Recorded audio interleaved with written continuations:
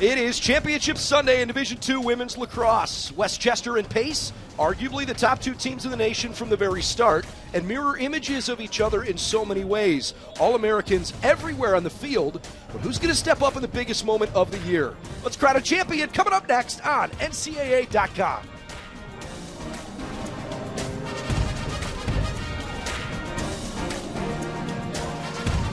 It's a Chamber of Commerce afternoon. Beautiful day in Indianapolis as we welcome you to UIndy for this national championship final. From Pleasantville, New York, the Pace Setters. And from the Pennsylvania State Athletic Conference, the #1 nationally ranked Westchester Golden Rams. Alongside Kara Lentz, I'm Brendan Gulick. Thanks for joining us as we tell you how Westchester got here.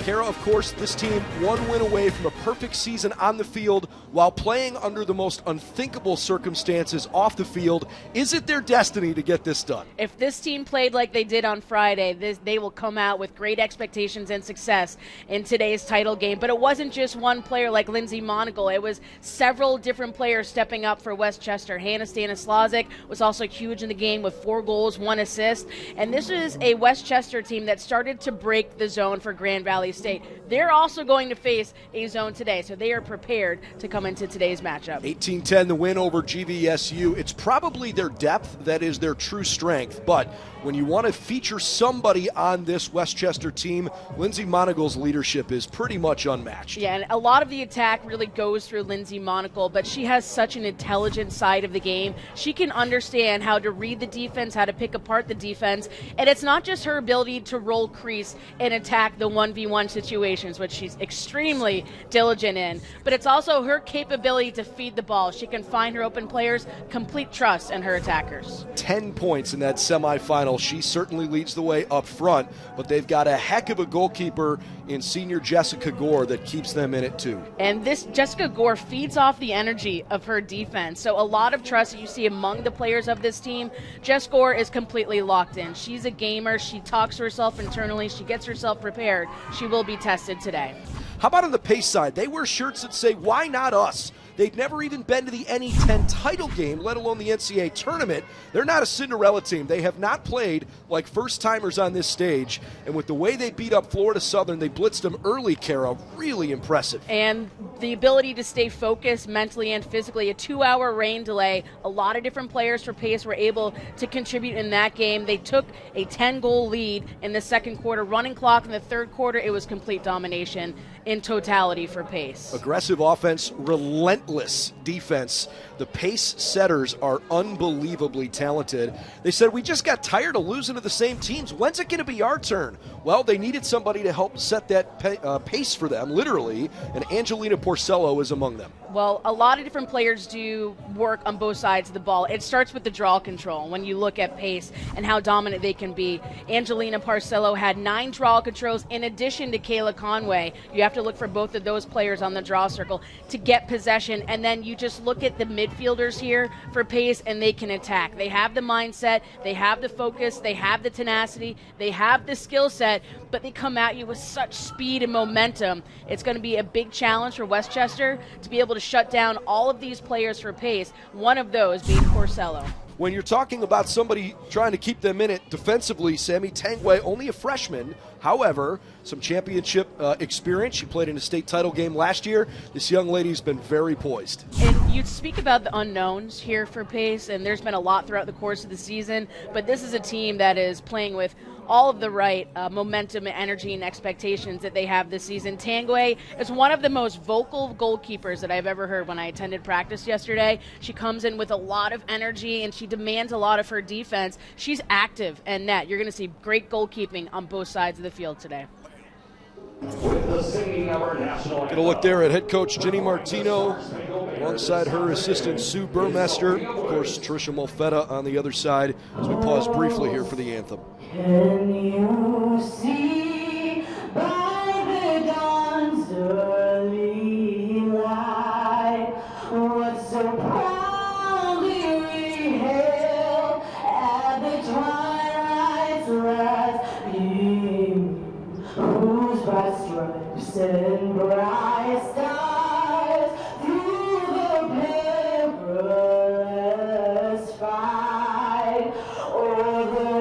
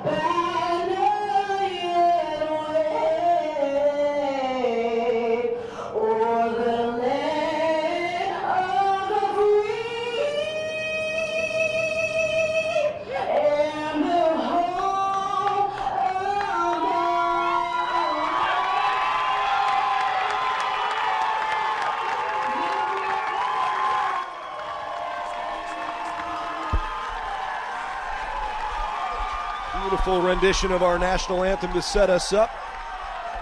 As Trisha Mulfetta thinks for just that one last second, what do I say before we get rolling? It's her 6th season at Pace. Kara, this program has reached unprecedented heights here in 2023. How do they know they're ready for their magic moment? Well, they've been working for it, not just this season, but the previous 4 seasons, talking with the players. This is a team that's been here before in regards to being at the national championship stage with the pieces they had. Now, this year, they've been able to put it together.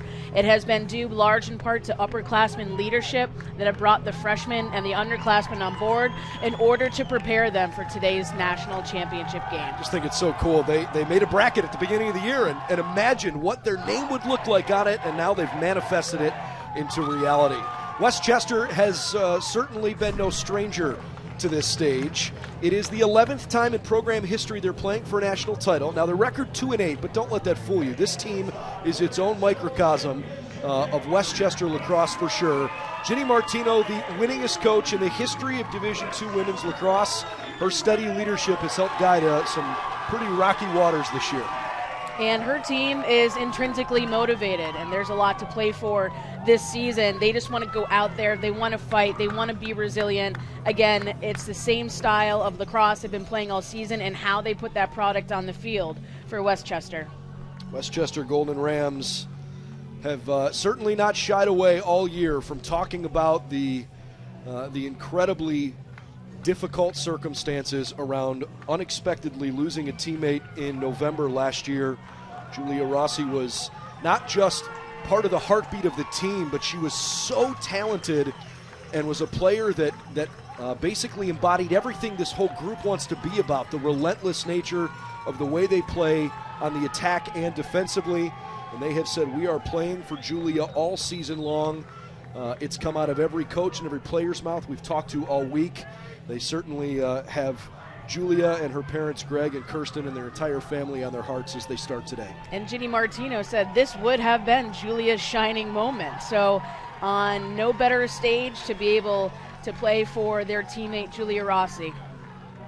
Joan Sitterly, Lucia Perfetti-Clark, Eileen Jones, and Joe Sarkees will be our 4 referees for this national championship tilt. Congratulations to them on being selected for a game of this magnitude as well.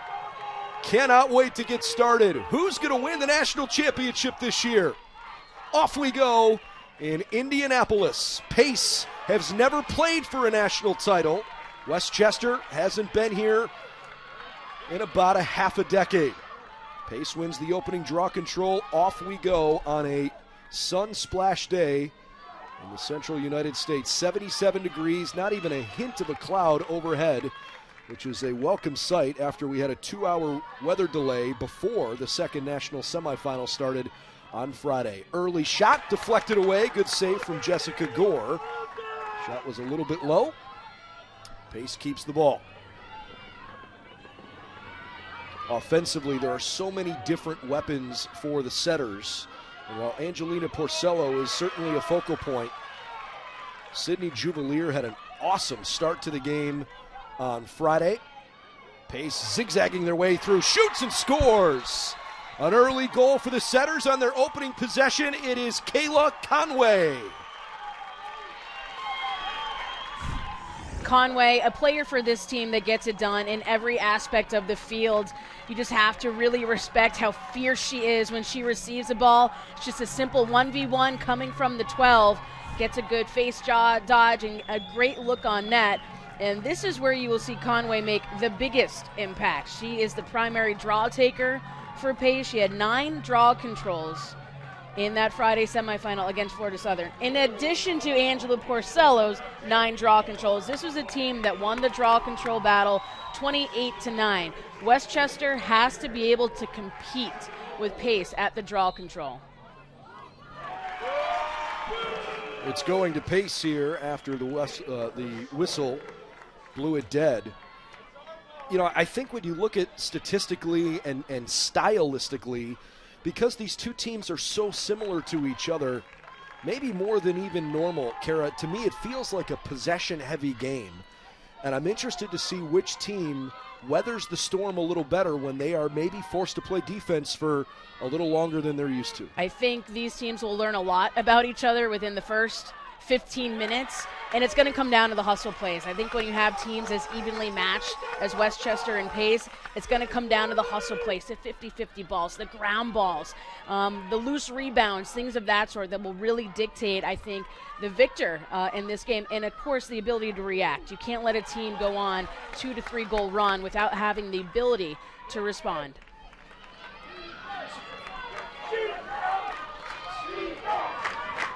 Westchester and Pace defensively often allow fewer shots than they score goals on the other end of the field. We're going to also find out whose defense can step up in the tightest windows as Pace comes up with a stop there. Pace is going to be super aggressive, and talking with Westchester during their pregame, they encourage the zone defense. They don't see it very often throughout the course of the year. They're excited to play against a high-pressure defense, which could serve some advantages to their strengths on the attack. Already a good start for Jessica Gore with a couple of saves, the senior from Bishop Shanahan in Exton, Pennsylvania.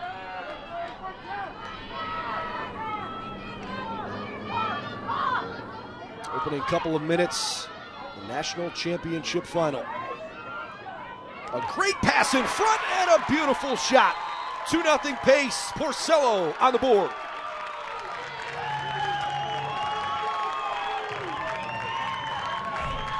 Porcello is a player that is really agile in how she can move off ball, but really just timing that cut. And you see the attack right there for Porcello getting in front of the defense. It's important for Westchester to stay underneath Pace because they have speed, they can take the 1v1s, and they can really penetrate the 8-meter. Have to have your sticks up and your feet moving in order to defend against some of these attackers for Pace. And again, I can't even talk enough about the all-around play of Porcello and Conway. As soon as these girls are doing their work on the attack and defense for Porcello, they're going right back to the draw circle. When you look at Conway, who's taking the draw for Pace, she is a player that has the ability to either draw it to herself. She places it very well along the draw circle to Porcello, but Pace's advantage is getting it in the air. Better start for the Setters, who were down 2-1 on Friday before they ripped off 7 goals in a row in a matter of about 6.5 minutes. And this is another integral part of the draw. It's going to be along the restraining line. So if that ball, for Westchester especially, if it's played to an area where you can run onto it or have your restraining line players make a play, I think that's going to be huge, especially in the later stages of the game when they're fighting for possession. Westchester in the opening 4 minutes now, almost 4 minutes, has not yet taken a shot. So some early pressure on their defense. Good adjustment. I'll just say came a little high and wide. Good adjustment from the defense. Good adjustment from the defense. They have to have the recognition too, Westchester, in releasing. If you see a player is going to be dodging straight toward the 8, you have to release the next side ball player to the play and then adjust from there. What that requires, a ton of communication, and that is one specialty of Jess Gore that she has really stepped into her leadership role this year, is her vocal ability to communicate with her defense. Pace wanted it a little bit more. Good fight. Shot goes high and wide, stays down here, 30 to shoot.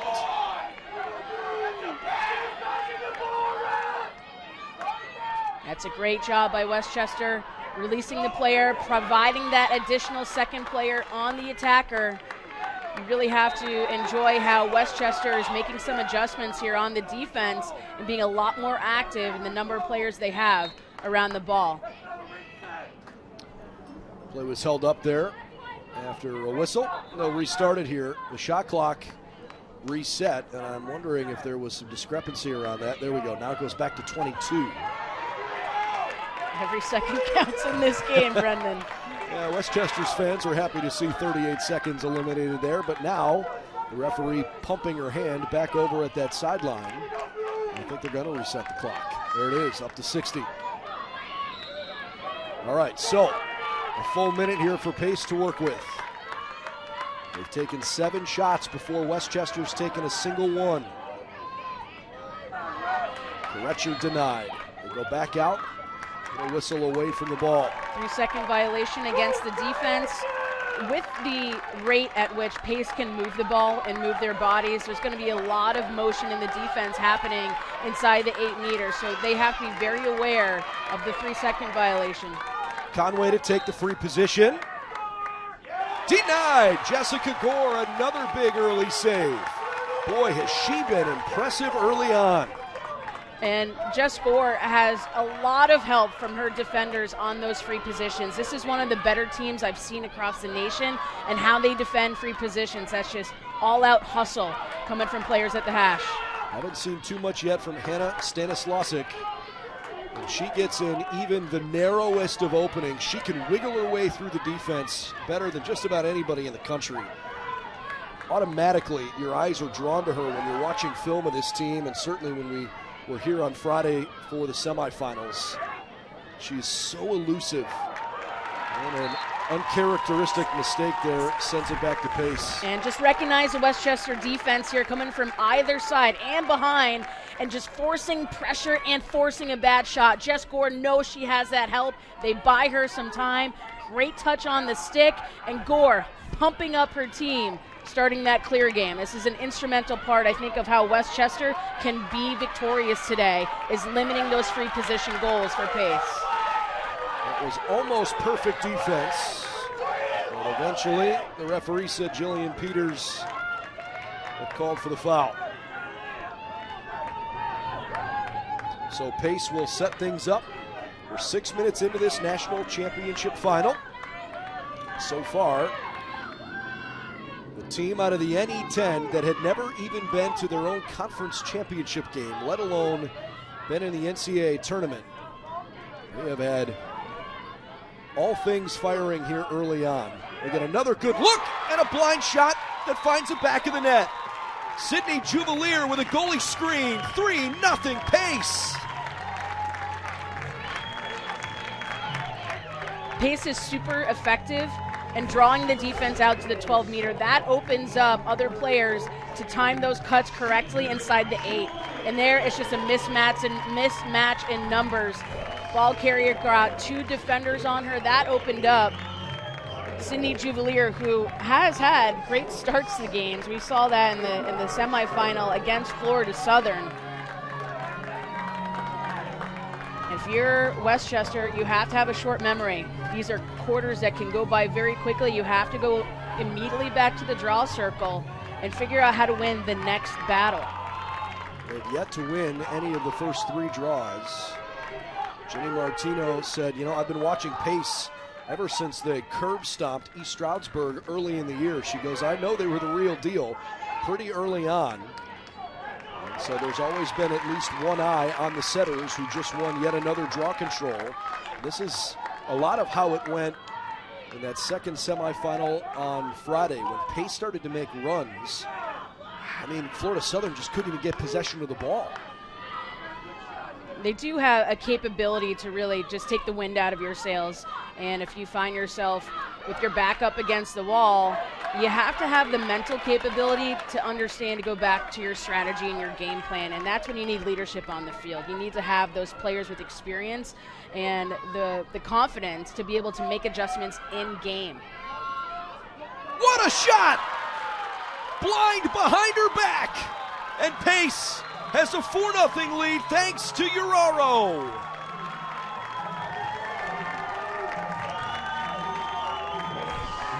This is a Pace team that feels like they are better and at their best when all 7 players are involved. I think we've seen at the start of this first quarter how well Pace can share the ball, contribute, find each other, and find the back of the net. Julie Herrero coming off a fantastic performance, 5 goals against Florida Southern on Friday. Well, there was supposed to be a timeout for Westchester,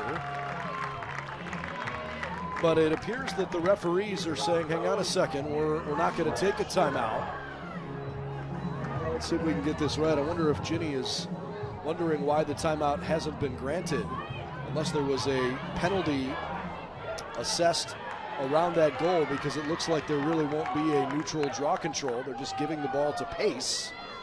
as all four officials converge here. Well, Jess Gore was actually looking at the officials whence that goal was scored.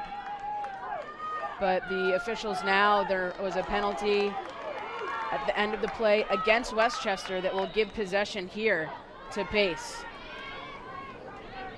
Again, I think it's worth repeating. Westchester, the Golden Rams, their offense is unbelievable. They score 18 times per game on average. They are essentially a top 5 team in every statistical category in the country. And through the first 8 minutes of this game, they haven't taken a shot. 10-0, Pace is out shooting them. The defense for the Golden Rams has to figure it out right now. And it's important that they play pace attack 1v1 outside the 12-meter. They have to put on the pressure. You have to get their vision down and take away the options. Setters fans are loving this. There are some raucous purple and gold fans waiting for some momentum. What an opening statement. Another one for the Setters. 5-0 as Conway scores again.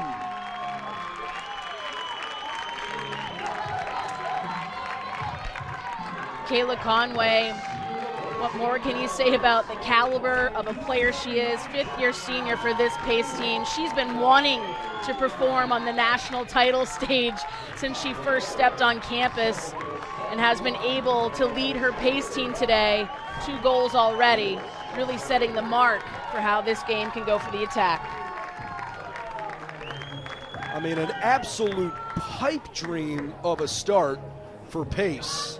And you can kind of see on their faces here, I mean, look, they're obviously enjoying the fact things are off to a good start, but they don't seem to be too high in a moment where, you know, you could ride that momentum early on. I think they've done a pretty good job of staying locked in the moment. And witnessing practice yesterday, it's always interesting to see the pace of practice, how players interact, how the coaches dictate what skill sets or what skills drills you use.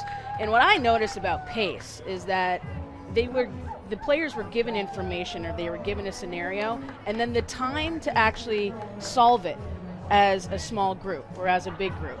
So the communication that was happening among the players on the field to find a solution for a problem, I thought was really breathtaking to me. And that gives the players a lot of autonomy in games, on the field, in your daily practice routines, to be able to rely on each other to solve the problem, you know, internally. And that's a lot of maturity for a team that has been so close to getting the national championship.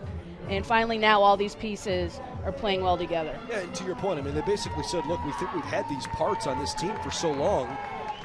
For lack of a better way to say it, they just couldn't get past their own conference. It's like, we always circled Adelphi and Lemoyne on the schedule. We've got to figure out a way to make sure we can get past those teams. And even again this year, they didn't win the NE10, but they had done enough to certainly earn a bid to the tournament. But now that all of those pieces have fit the right way, you're watching what feels like a freight train that's accelerating. And this was from the first moment they stepped on campus in the fall. When they put up the bracket, they projected the bracket. They actually had a visual representation with where the upperclassmen for this team wanted to go, the goals they had, the expectations, and what the upperclassmen were able to do were bring the underclassmen along. And there's a sense of a reciprocal relationship there where these younger players want to be able to do as much as they can to make these goals a reality for some of these upperclassmen. Well, Pace has been so good on draw controls when they get up in the air, and they've just won their 6th draw control here in the first quarter. I think if you're Westchester, you want to be able to play into the spaces, but you have to be able to get the ball on the ground. I think that's really where Westchester has an advantage, especially when you recognize their normal turf that they play on, where they can play to the bounce. That's an advantage I think they would have in winning some possessions. Pace has lost twice this year, number 2 in the country coming in. Westchester unbeaten thus far, 22-0. A bad check on the far side of the field. That'll give a free position to Sydney Juvelier.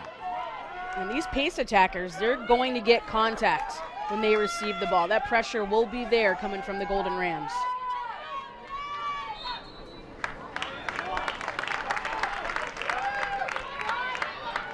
Good working the ball around. Little spin move from Koretcher. Westchester doing a better job of making sure that cutters don't have open spaces here. Plenty of time left in this possession. It's important just to play big as a defender. You want to have your sticks up. You want to make your bodies big. That's exactly what Westchester wants to do as well. You want to crash the 8 when a player is making a play toward net, or if there are rebounds. You want to be able to swarm the ball and the players just like that, but too hard a contact there for Westchester. Almost perfect from Kerry Barnett, but the referee says free position instead. And so Porcello out of Eastchester, New York, coming from right up top. Shoots and scores! It's a tsunami for the Setters early, 6-0.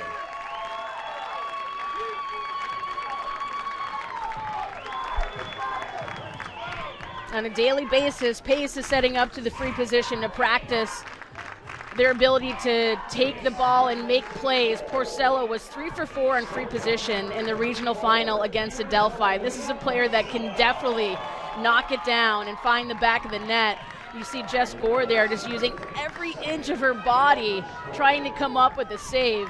Pace at this point is operating on all cylinders on the attack.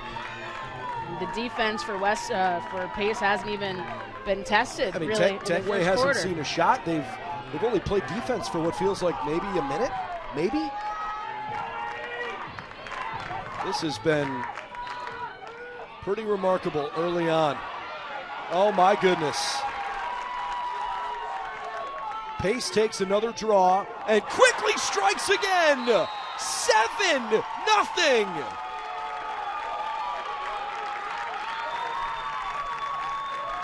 The closing speed from from Madeline Edinger from the Golden Rams, not enough to pick up that draw.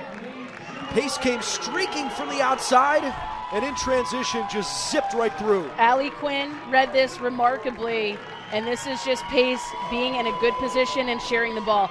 Should note that every pregame practice, Pace plays a draw control game where they have 6 players aside. They have teams divided up into 3 different colors, and they actually compete for about 10 minutes in draw controls and how it transitions to the attack. So that's what I saw yesterday, and how Pace can win draw controls and just immediately cash in on their attack. Now, do you think with a team like Pace that game might get a little bit competitive? I would think they probably want to beat each other. Yeah, Trisha Malfetta was actually the ref, quote unquote, doing the draws, and she was getting some lip from some of the players, all in good fun, of course. I think if you gave Trisha a stick, she'd probably go in there too. Absolutely. I get a whistle just before that shot came, which Gore had stopped. And a free position for Pace behind the play. I mean, in some level, Pace fans are watching this going, we know what we're capable of, right? We've seen this throughout the year, but there's got to be a pinch yourself moment of thinking, is this reality? It's 7-0 and you've played less than 10 minutes in the national championship game. How about adding an 8th? What a deke! Porcello scores again. Again, a team that can come at you so hard and so fast right from the very first whistle. It is hard to stop the momentum of Pace, and a couple times now being able to step up at the free position and get those opportunities more times often than not. Pace is going to be able to convert on those.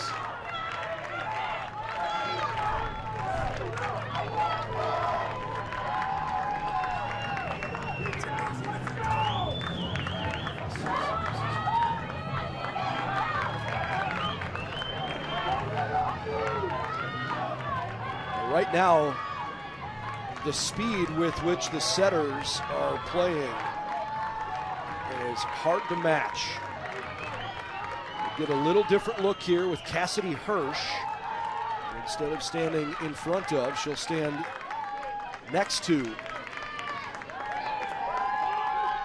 I think if you're Westchester, you just have to start to throw in any factor to change up your draw control.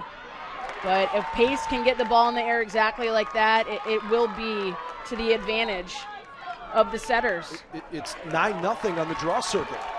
Yeah, and it's almost, you have to kind of think, if you know Pace is going to get possession, do I defend or set up for defense a little bit sooner? Do I put pressure on the player a little bit sooner in the midfield? But with the way that they can move the ball up the field and settle on their attack, it's hard to not overcommit in an instance like that. Good move, good opening, great shot, way too easy. This is running away to the point it's almost hard to wrap your head around. The Setters lead 9-0 in fewer than 10 minutes. Now, Jess Gore said about this attack for Pace, they will shoot from anywhere. Conway cashing in on her third goal in the first quarter for Pace.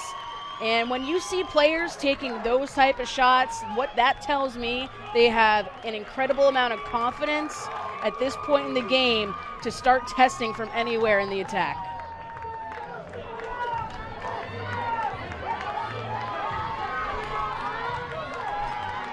Westchester's character is being tested in a way that they probably didn't quite envision this afternoon. How do you mentally stay in it? It's got to start here on the draw control. They've been outshot 15-0. They have yet to win a draw. And after a bad stick check, it stays that way. That's exactly now they win one. Yep, that's exactly what you need to do as well. You have to play the ball into a space, but that did not come about without a swarm around the ball carrier. And you'll start to see some fouls, too, against Pace once they are along the sideline. Well, the table referee has come onto the field to stop play and ask for some clarification on what the whistle was on the far side.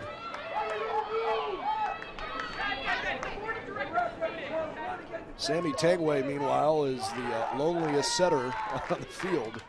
Just kind of hanging out between the bites. Hey, if I'm the goalkeeper, just play down there. That's fine. You should hear her talk. I mean, she is constantly yapping. Sure. Inside the circle or inside the crease.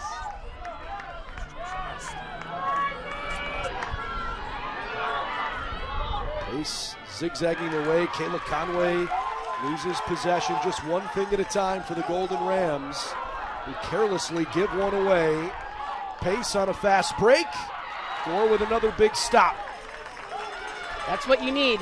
You just need a big play. You need some type of confidence or spark to initiate how your team can gain some momentum. That's how you start to build a comeback. Jess Gore right there to come up with a big one.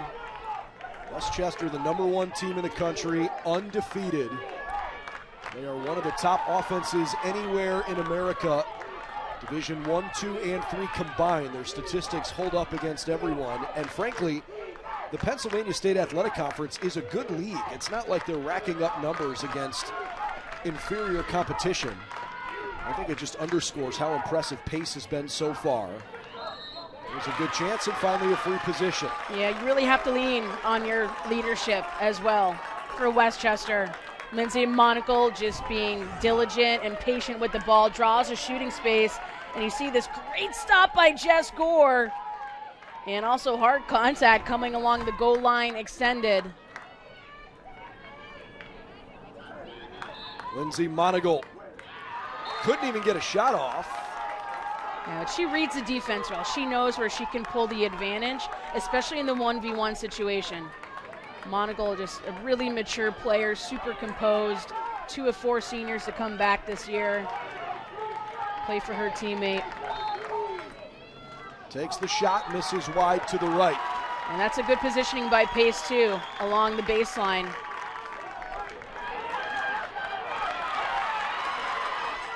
Trying to capitalize on a mistake. It's Doesn't important. happen. Yeah, it's important once you have possession here for Westchester that you take an extra second, you take an extra breath to make the right decision. You can't have uncaused turnovers. Well, this obviously is a monumental possession for Pace because even though it's in the first quarter, running clock could go into effect if Pace scores here, and that would be absolute worst case scenario for Westchester. Never envisioned this particular situation today. Good pass into the middle, well defended. Westchester comes up with it. And both of these teams knew coming into today that this would be their biggest test. They will be tested today, unlike they have been tested throughout the course of the season, and it's your final game. It's your last game. The only two last standing. Clear game successful. Barnett needs a little help. Dishes it off to Julia Littlewood. And Pace will play super aggressive in that high-pressure zone outside. Stanislawczyk had from point-blank range a great look, and it rattled off the bar. I didn't even see that, Brendan.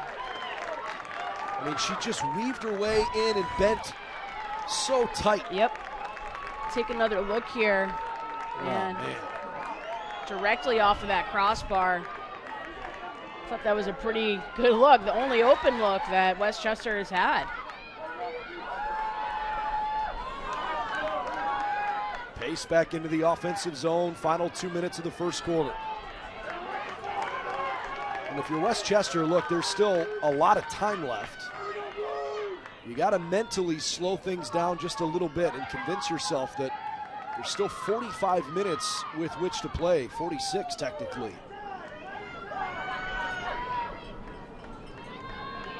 But they've already allowed 16 shots. Most games this year, they don't allow 16 shots in a game. I mean, they have been on defense basically this entire first quarter. And also a team second in the NCAA, Westchester, and allowing just over 7 goals a game on average. Conway's shot misses high and away.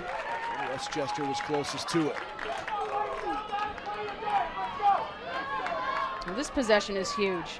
If Westchester can go into the intermission between these two quarters with something to go off and build some momentum as you approach the second, and that's really the best scenario. Pace just does not make it easy to even settle on your attack. Frasso across the retention line. Here we go. 30-ish seconds to play. O'Brien looking around, looking for a cutter. Doesn't happen. Great spin move and control from Karetcher. He's on a dead sprint up the field, passes into the zone, and here come the setters. Little Deke, low shot, it's good! Rafferty, the All-American, 10-0, running clock. What a first quarter for Pace. This is all speed from Emma Rafferty. And again, shooting from way out. This team is feeling it hard at this point in the game. Putting up 10 goals in the first quarter by hands of a lot of different attackers. Kayla Conway and Angelina Porcello, first quarter hat tricks. Juvelier with a couple, Uraro and Rafferty now adding to the mix. And in one of, frankly, the most unthinkable first quarters you could concoct, Pace is running away from the #1 team in the country.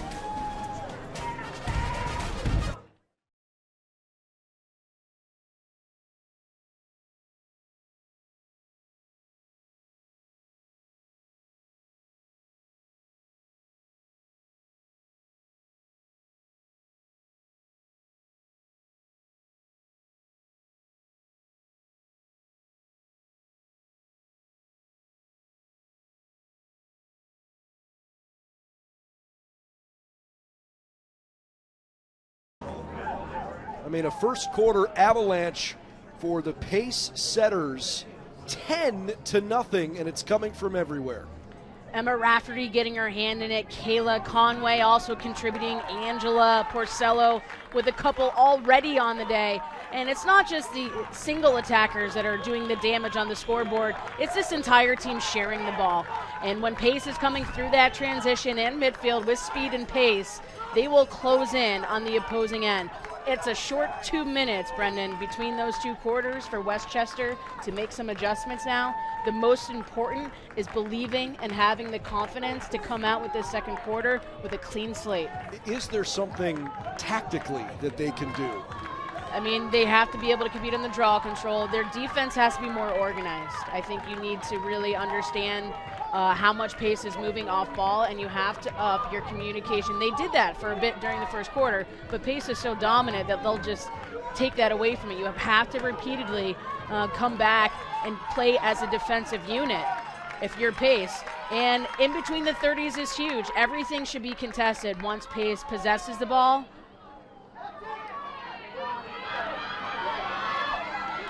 Westchester finally wins its first draw control. And you have to really take the small victories and build them. But if pace can get it bouncing away from the draw circle, that's where they can make the better play in getting possession. Got to start somewhere for the Golden Rams. Stanislausek gives it up. You also have to recognize the uncaused turnovers that Westchester had uncharacteristically in the first quarter. And that also signifies how mentally Westchester has started to be taken out of this game from what Pace has been able to do. Shot count right now 18-2 in favor of Pace.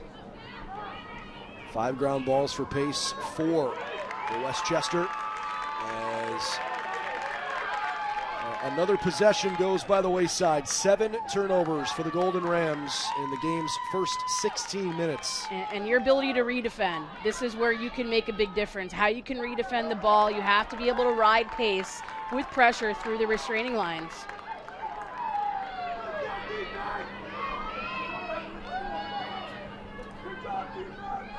So the setters settle in.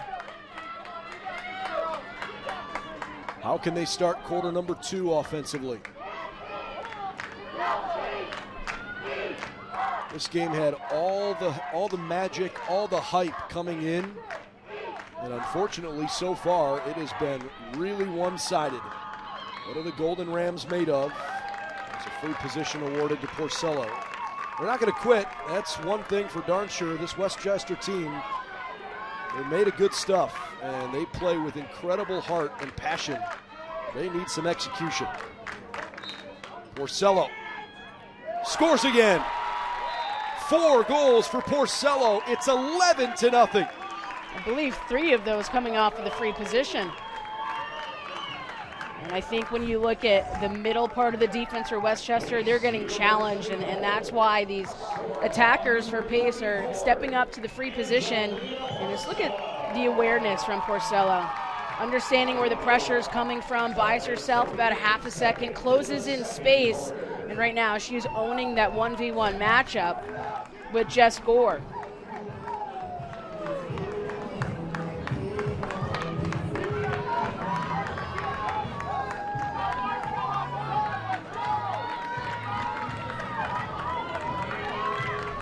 Jenny Martino and Sue Burmester have to figure out some way to get their team still believing that this is doable. Clock is rolling, 12 minutes to go before halftime.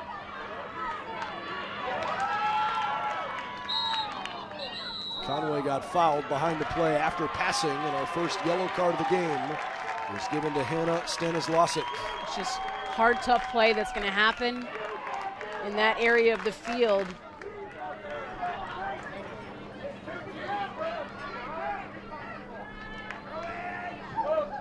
So Pace now with a player advantage for up to 2 minutes.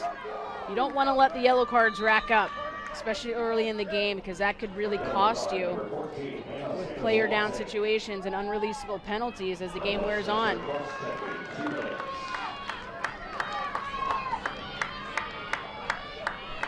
It almost goes without saying, but it's been hard enough for Westchester to defend with a full unit. Given the nature of the way this is going, they just can't afford to play man down against the setters. And just a lot of work again being done by Grace Frasso in the middle, Jillian Peters, Taylor O'Brien. Oh my goodness! The shot ricochets off the right post directly to one of the setters. It's Nikki Motz who redirects it into the cage. 12 rip. If you're Pace, why don't we get another player on the board and another player on the board and another player on the board? It's just seamless with this unit for attack, and If every single player is getting a touch on the ball, Pace is unbeatable on their attack. And what great reactionary skills and reflex skills coming from Motts. And her ability to quickly find that into the back of the net. And they frame the net really well. I mean, they're in great positioning, ready for any scenario, any loose ball. And what's really been important in scouting Pace, if there's a 50-50 ball or loose ball in front of the net, the Westchester defense has to crash it. They have to have bodies around the ball. They have to be able to box out, get physical, and fight for those balls. It was not an unreleasable penalty on Stanislasic, so we're back at full strength. Another draw control goes to Pace. 10 minutes left in the first half, and another card is coming out. Need a cross check. Katie Byrne heading over. I think Westchester, for as emotionally as they play, there is an element of you got to try to control that in a setting that feels like how in the world do you control your emotions? Right. I mean, if you can't control your emotions, your body control and your frustration's really going to vent out. And in those circumstances, you have the mental practice and the strategy individually to check yourself back into a game.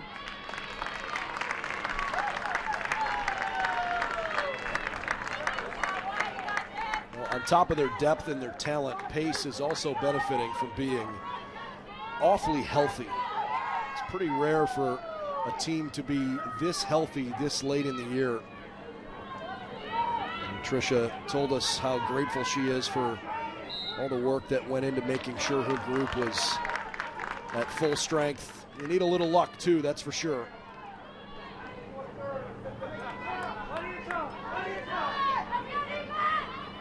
Setters have all the time in the world with what feels like an unbelievable lead. Even a softer shot that gets deflected goes in.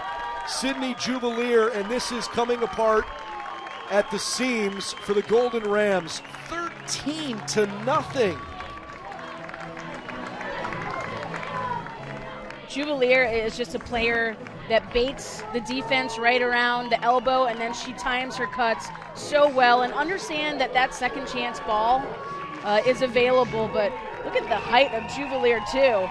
She gets some air on that shot. Gore may have been actually blocked by one of her defenders, and being able to see that shot.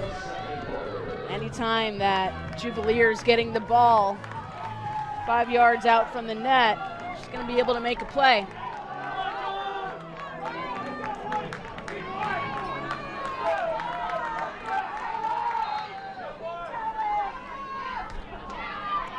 Westchester wins a second draw control. It's also the second of the quarter.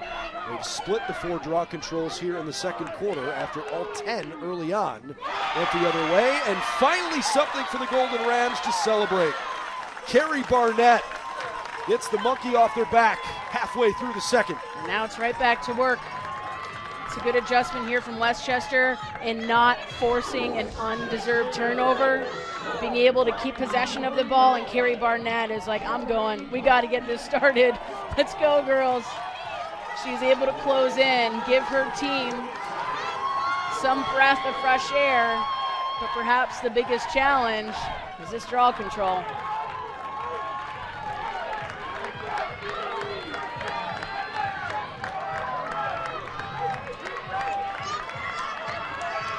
Carrie Barnett, an All-American for the Golden Rams. She's been critical in the midfield this year after playing a lot of attack last year, kind of forced into that role. It was nice to have her back at a midfield spot here in 2023. Conway. Good work. The art of the draw control is on full display today. Pace is doing it different ways, and they're all working. As you pointed out, most of the time they're getting the ball in the air, and the extension and the athleticism are allowing them to find good looks. Couple of good shimmies inside. Rafferty, 6th-year senior, 4 years a captain. A rare mistake as she bobbles one and turns it over.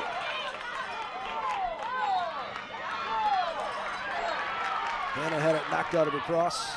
We've talked about the high-pressure zone defense, but that doesn't undermine how aggressively Pace plays in the midfield. And there's 2 players to every ball carrier. If you're Westchester, you have to make sure that you have some open players on the wings to be able to move this ball through your transition game. Wow, Tengwe got pulled way too far out front, and it turns into an easy shot, frankly. Westchester strikes back-to-back goals. It's 13-2. And Monagle reads a defense really well, and this is, Pace didn't want to overcommit on Monagle. They want to make sure that she is contained behind the goal line extended, but it's like trying to cage an animal in Monagle and how she can execute a play. Such determination coming from this young individual, has a desire to be a guidance counselor and is going to apply for graduate school, 2-year program. So she has a lot of promising things on the horizon. The way that she's led this team this year, certainly maybe some skill sets that would help her as a guidance counselor. I would say so. No doubt about that. Maybe even the reason behind it.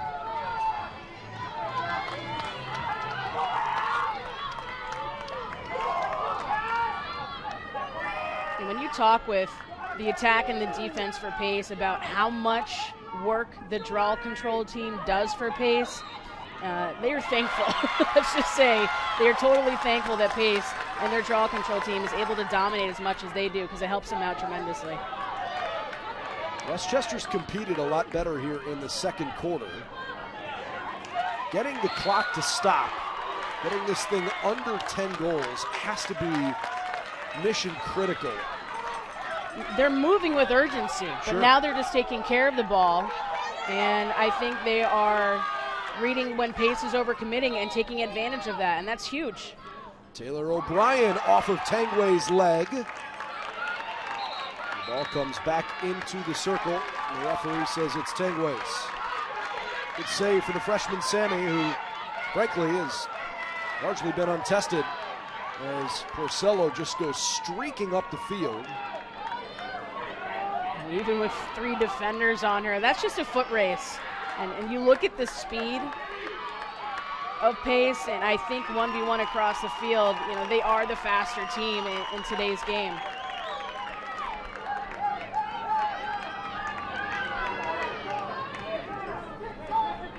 Somebody's got to come out and pressure the ball a little bit. We're approaching 3 minutes left in a first half that has not gone according to plan for Westchester. I don't know in their wildest dreams if Pace ever thought they could throw up 13 goals in a row before surrendering one in the national championship game.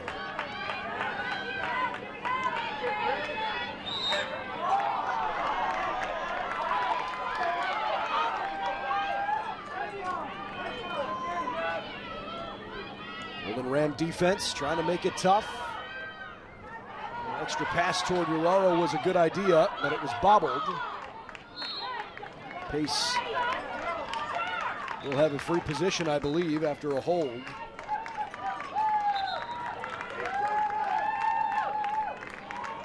Porcello looks like she'll take it from up top.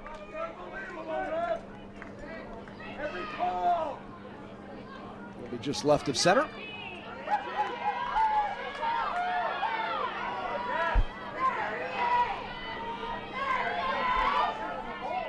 Angelina faked the bounce shot and goes top right corner. 14-2 as Porcello puts together a 5-goal first half. Porcello pretty much picking up where she left off on Friday against Florida Southern. Now 4 for 5 of her goals coming from the free position. That player is owning that area of the field. Westchester got called for a foul on the play. The goal stands, and a yellow card has been warranted. Jillian Peters heads across, 3rd yellow card That's just continued bad news for the Golden Rams. That's really a detriment because the next one for Westchester is unreleasable. Yellow card for Westchester's number 7, Leah. They stopped the clock at 1:44. I'm not entirely sure why. It is pace ball here.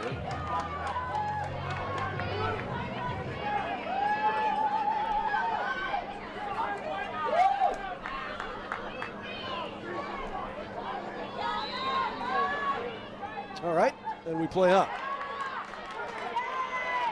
Interesting. How about that? When Pace had possession at the draw. That is. They didn't keep on to it. That's a That first. is pretty odd. Can Westchester's man down unit score here? Golden Rams looking for absolutely anything to start hanging their hats on. They've played better in the second quarter. They've dug themselves the deepest of holes.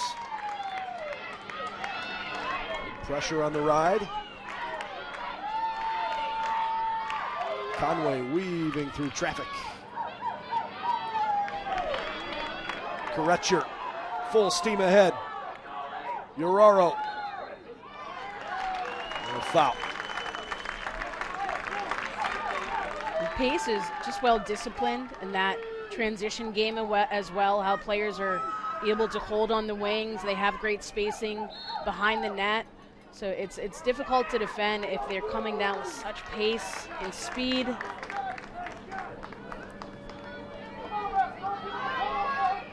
Final 30 seconds of the first half.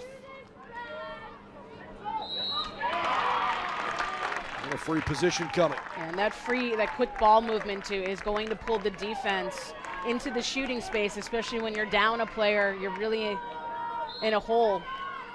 Clock is winding down. The bounce shot goes home with 7 seconds left before halftime.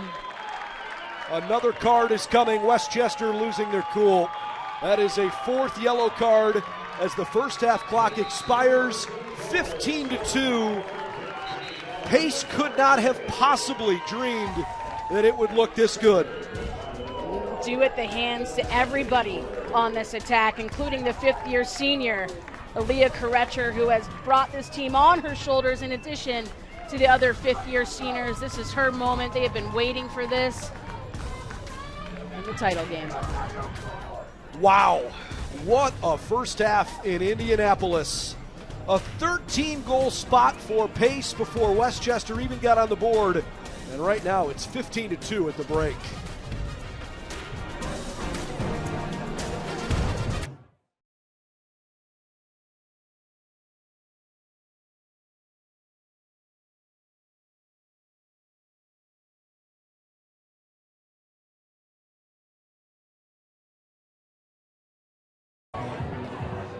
All right, so it turns out because that foul was committed with 3 seconds left, they will officially just bring everybody else back out on the field. The rules are the rules. This is how you got to run things out.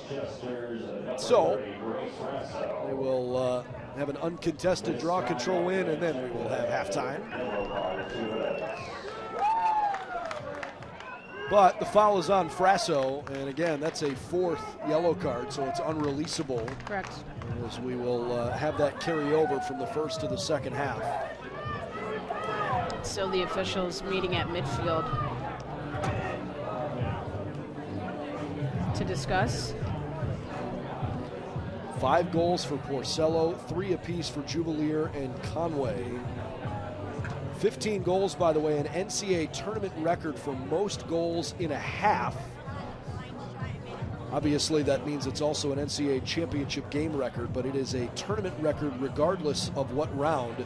The previous record had been 13. So what Pace is doing is not just impressive because it's against the #1 ranked team in the country. It is literally unprecedented. Well, this team, Martino getting an explanation. yeah, this team had some big goals to start the season, and I think Pace, a team that incrementally improved throughout the course of the season, and each territory that they reached was a bit of an unknown. Jimmy and Tricia both met at midfield there. Not entirely sure what the conversation was around, but again, this shouldn't take long. Once they blow the whistle, we'll have 3 seconds, and that'll be that.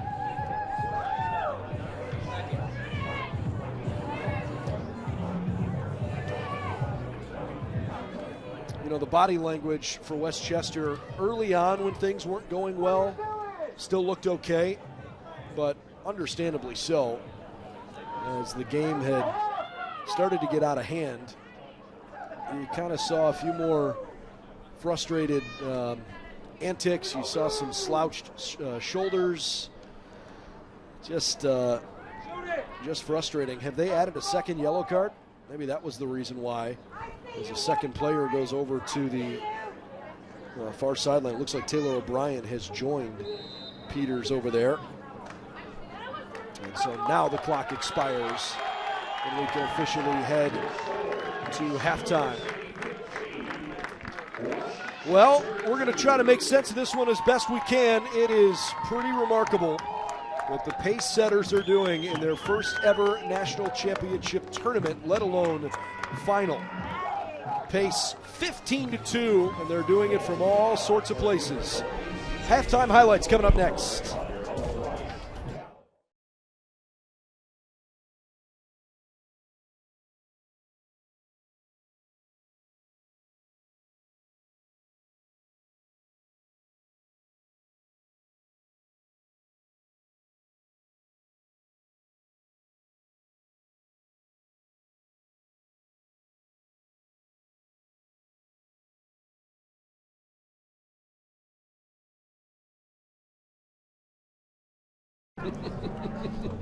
Aren't they?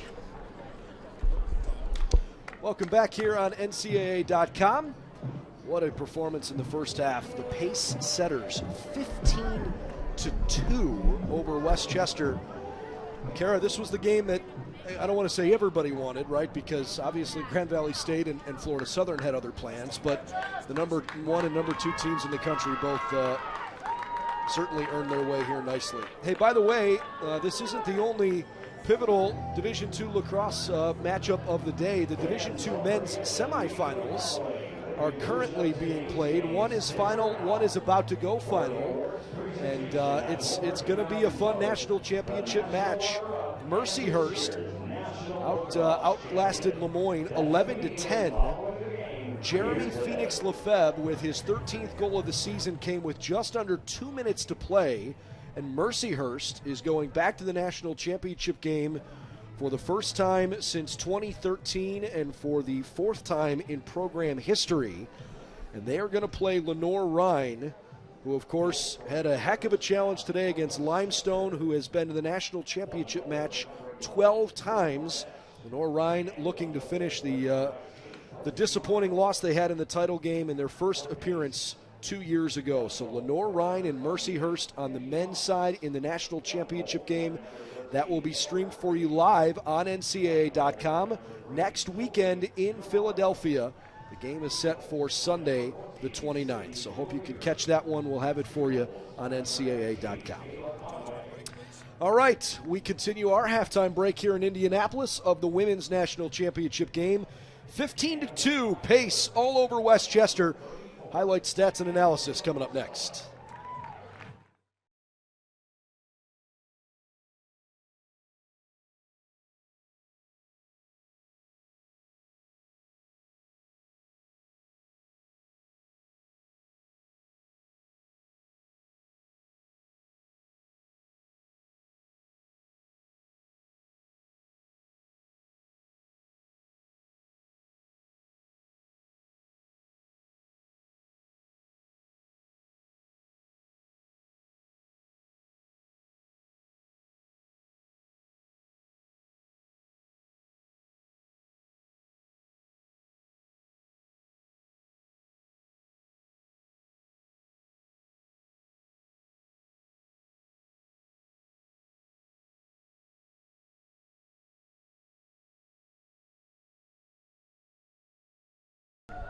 Now, halftime break continues in Indianapolis. 15-2, pace way out front in this national championship final, and it's hard to not get too far ahead of yourselves, but some of the setters leaving the locker room with big smiles on their faces, Kara, because this was an absolute blitzkrieg early on. And numerous different players here for Pace, finding the back of the net, sharing the ball, every single player involved, also getting some lucky bounces in the middle of the 8.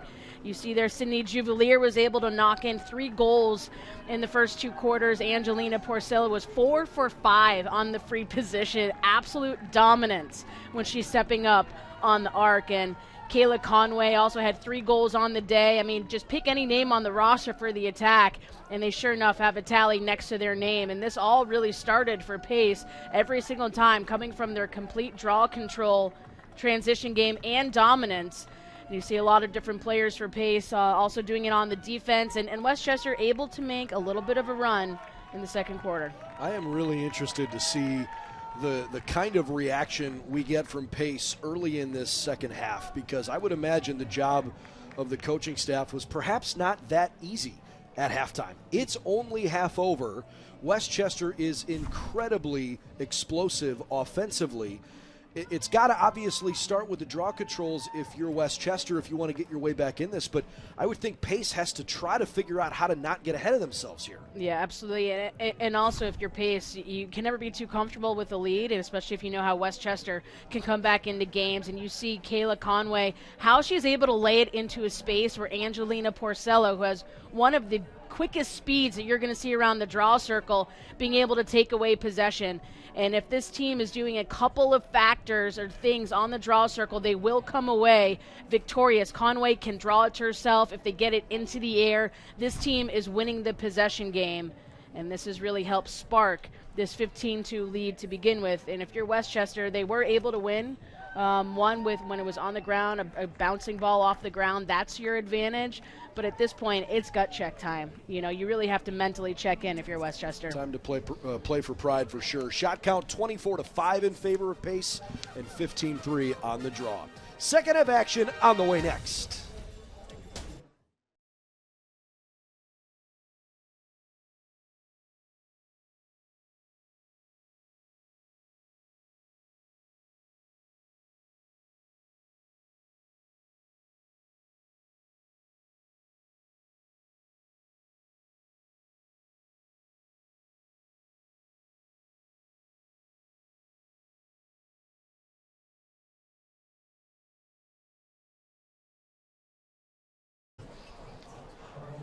Now just about to get started here in the second half.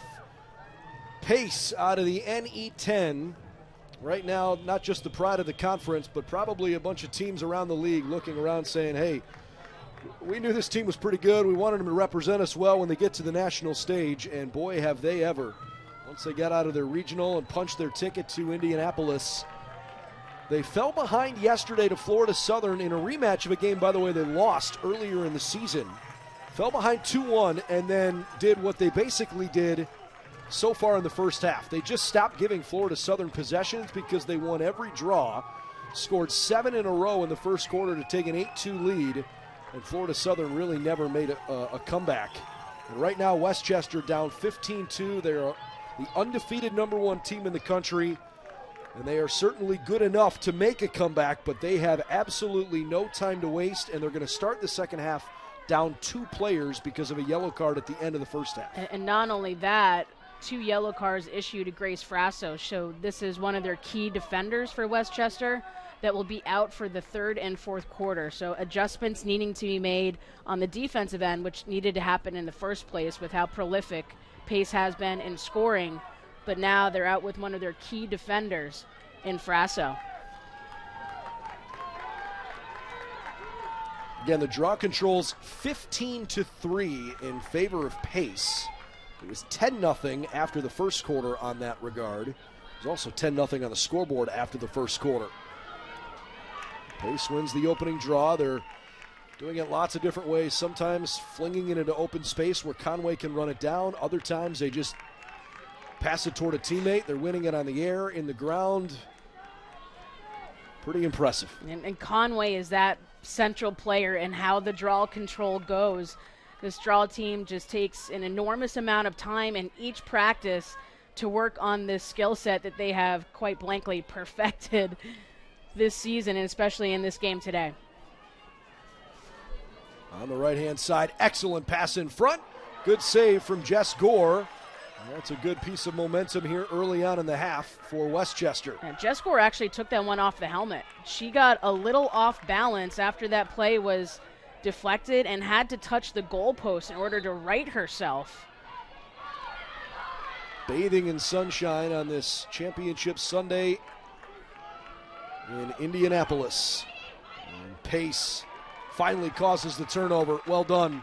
Just as Westchester brought it into the offensive zone. Yeah, it's those hustle plays. It's the 50-50 balls, and you see their Pace just working on the redefend, fighting to get the ball back. I mean, everywhere you look on the field, Pace is just swarming Westchester in regards to the number of players and just fighting to get that ball back. Never for a moment is this Pace team not hustling around the ball. A chance for Rafferty. Couple of good fakes, slow shot, wiggled on by for a moment. Jess Gore comes up with it. And Jess Gore knew what was ahead of her, too, in regards to her defense. Starting this quarter, 2 players down, now out, without Grace Frasso. So a lot's going to be required of Jess Gore, and maybe even having to come out in the defense and be an additional defender. That exposes the goal frame, or the goal cage, for Westchester. Back at full strength, but Westchester gives it away. And Kayla Conway, one of the best to do it. You see her pull over her right shoulder. That ball goes straight up. And there's 3 things that this team does when they're doing well on draw controls. They're tracking the ball with their eyes, and you see her vision exactly on the ball. They're lined up correctly on the draw circle, and they're playing the ball into the air. And if it's not Conway coming up with those balls along the draw circle, you have Porcello and Allie Quinn there to gobble it up. And just textbook perfection when you look at how Kayla Conway can perform on the draw circle. Is that what you Well, we have had first-time national champions each of the last couple of years. And we are trending toward Pace, handling their business, keeping that trend alive. Indy, the defending champions. That's why we are in Indianapolis. Good save from Gore after that little sideways shot. Sydney Juvelier. And Gore's had 3 phenomenal saves here to start the third quarter. A bit of life in the defense. That's the 3rd uncaused turnover now for Westchester. Can't even establish the attack inside their restraining line. Is it worth asking the question of, the emotional weight that Westchester's been carrying all year? Jenny told us before the game, I hope that our team doesn't feel anything additional today, because the reality is we've been playing with this, this it's our cross to bear as a team. We've been playing with this every game all year. Do you think there's an element of, when you look up at the scoreboard and things have gotten out of control, that maybe the emotional weight takes over and you lose focus? Because like that particular play, you just saw that drop. That doesn't happen for Westchester. It's hard to understand what these players have been through over the course of a year, so I can't put myself in that situation. However, this team is using, they like to say, wings, not weight, of their teammate Julia Rossi, and how that's been a motivating factor in playing for her, dedicating the season to her. I think, and I've seen Pace do this all season, they just ruffle your feathers. And I think it's hard to bounce back when they become so dominant in play. They don't even let you breathe. I mean, the defense can't even catch their breath. They're down 2 players, or were. So I think that just takes physical toll, and you start to make mental mistakes if you're physically fatigued. Julia Littlewood scores with 10 minutes left in the third quarter. And so the first goal here of this half belongs to the Golden Rams. And Monagle doing a great job there, just finding the stick of Julia Littlewood, a player that is really skilled with receiving the ball inside of the 8-meter and having the patience. Really good individual stick work coming from Littlewood. And this team for Westchester will graduate a fair amount of talent, and Littlewood is going to be one of those players that's going to come into next season with a lot more responsibility on her shoulders.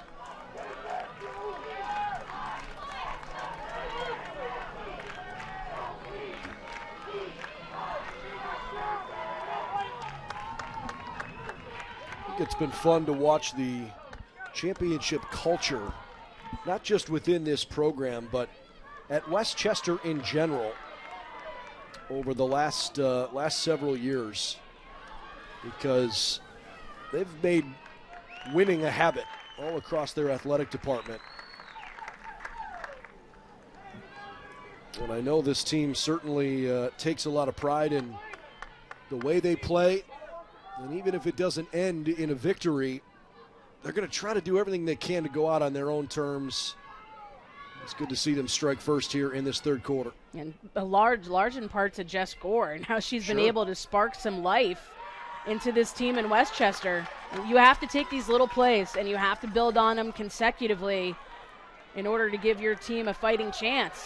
I totally agree. I mean, it's weird to say it when you're losing by 12, but Gore may be their best player today. She's been really pretty solid. Yeah, I mean, she's been tested Absolutely. a lot. This defense has been tested a lot. Pass into a tight space. Porcello clamping down on it. So was Delilah Doyle.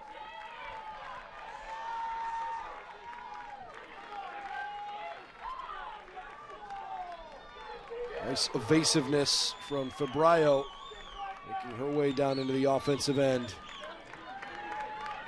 And West Chester will continue to put on the high pressure here, just fighting to get that ball back. They can't expose the interior of their defense too much and allow more points on the board to be scored coming from pace.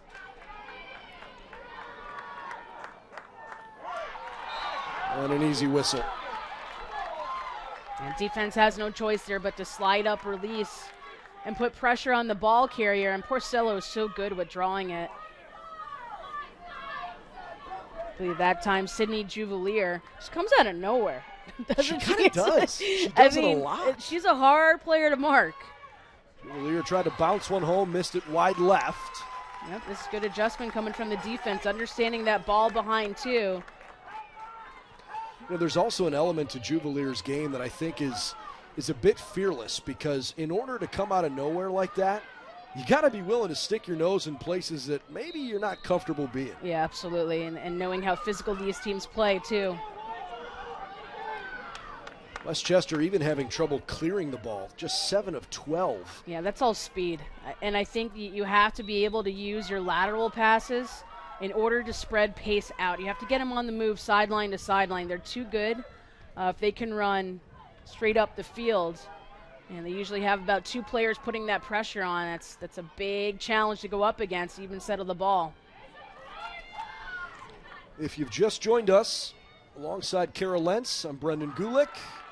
This national championship final got out of hand early on. Pace was up 10-0 at the end of the first quarter. We had a running clock before we had completed 15 minutes. They scored 13 unanswered goals to start the game and haven't really let up since then.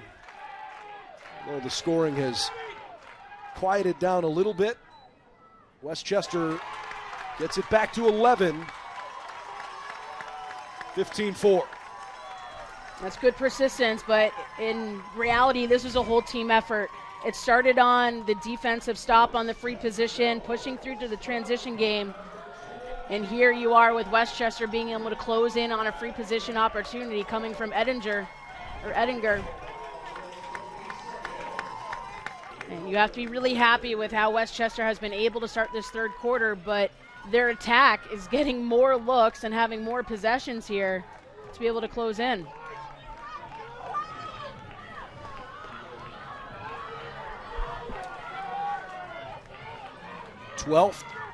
11th national championship final for the Golden Rams. For whatever reason, it's been difficult for them to get over the hump over the years. They've won twice, but 2-8, certainly not what you're hoping for when you finally have a chance to play in a title game. The last time they won was back in 2008, and as Pace wins that draw. They have since lost the final in 2010, 2012, and a few years ago in 2019 up at Grand Valley State. It's a good fight coming from West Chester. Understanding that they can come away with possession with a good stick check on the ground. Clock is rolling inside 5 minutes left in this third quarter as Westchester is back-to-back offensive possessions. I think this is the first time all game that they have scored and then quickly gotten the ball back, whether they won the draw or not. They got it back within a few seconds to add a little pressure here. So I'm not sure if that was supposed to be a shot, maybe a pass behind the cage, but Tengway picked it off anyways. Low percentage there. And if you look at what Pace's defense has been able to do this season, they take a lot of pride in their high pressure zone. Not many teams can pull this off across the nation, but this is actually the defense that they have been working on for like 4 or 5 years. And now they're able to have all those pieces and have a productive defense and a defense that can come up with a lot of stops. So it's familiar to them. It was actually introduced during Delilah Doyle's freshman year. And now she the primary backer in that high zone pressure defense, really orchestrating and quarterbacking how they operate. I just love to see that be successful for Pace.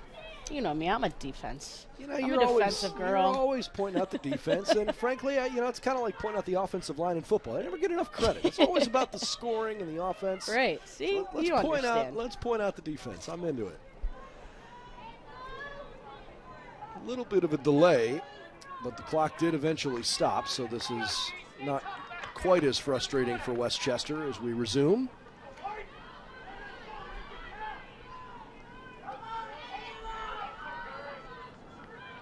I think what's most amazing to me is just the fact that, Westchester's defense has been so good all season. And for whatever reason today, they just haven't had it. And some of that obviously is credit to Pace, but they have not been able to impose their will the way they typically do when somebody's trying to breathe down their neck. I think up and down, Pace wins the 1v1 battle with their attack and how they can really take it to the defense. And each person that attacks for Pace is just a natural dodger. I mean, I think they can read the defense well. They're able to get in on net and choose their shots. And Gore's been phenomenal. She's been all over the net in this third quarter. Can't stop that one, though. A goal for Margaret Flacco. And it's going to be a crease violation. Yeah, they wiped it off. Too bad for her. Asking to stop time 2 on the field. Actually, this is going to be a card issue to Flacco. I believe dangerous follow-through coming directly in front of that goal circle, directly into the head. Yeah, that's a good call. Of Westchester, so no goal. Time is stopped. Westchester with a player advantage. I think if you look at the third quarter in totality, this is a good Westchester performance. They have won this battle. I definitely agree. The problem is they haven't been able to get it under 10 to at least give themselves the fighting chance. They've got to score here. The reality is they need 2 more goals, but you can't have any wasted possessions by this point in the game. It's not over. Let's be clear. It is certainly not over, but Westchester has their backs firmly against the wall.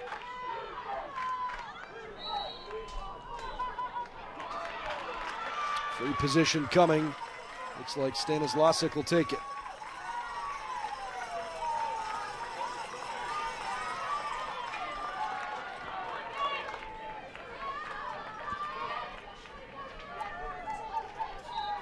Hannah passes off to a crease cutter. Oh, great idea, but somehow Sammy kept it out.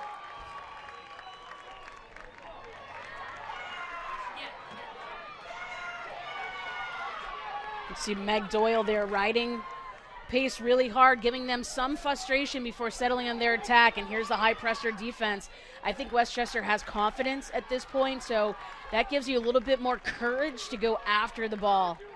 And also with the trust in your defense to make sure that they have you supported properly if you're putting that much pressure out beyond the 12-meter.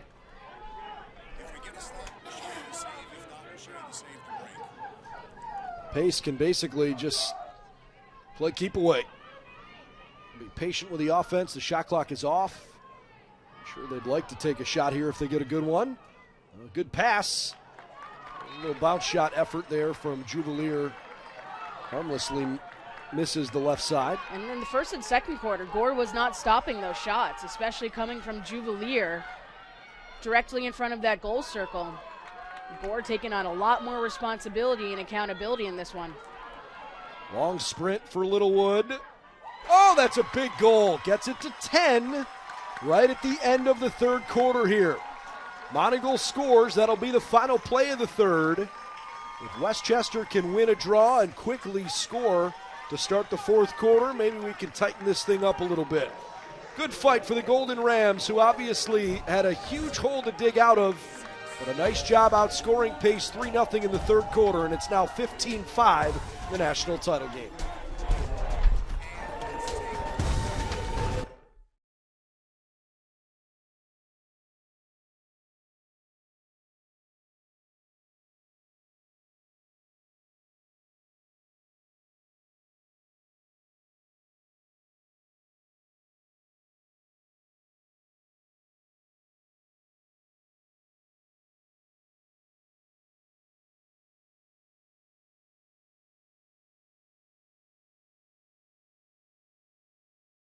And to give her attack a good chance to build a comeback and come back in this game.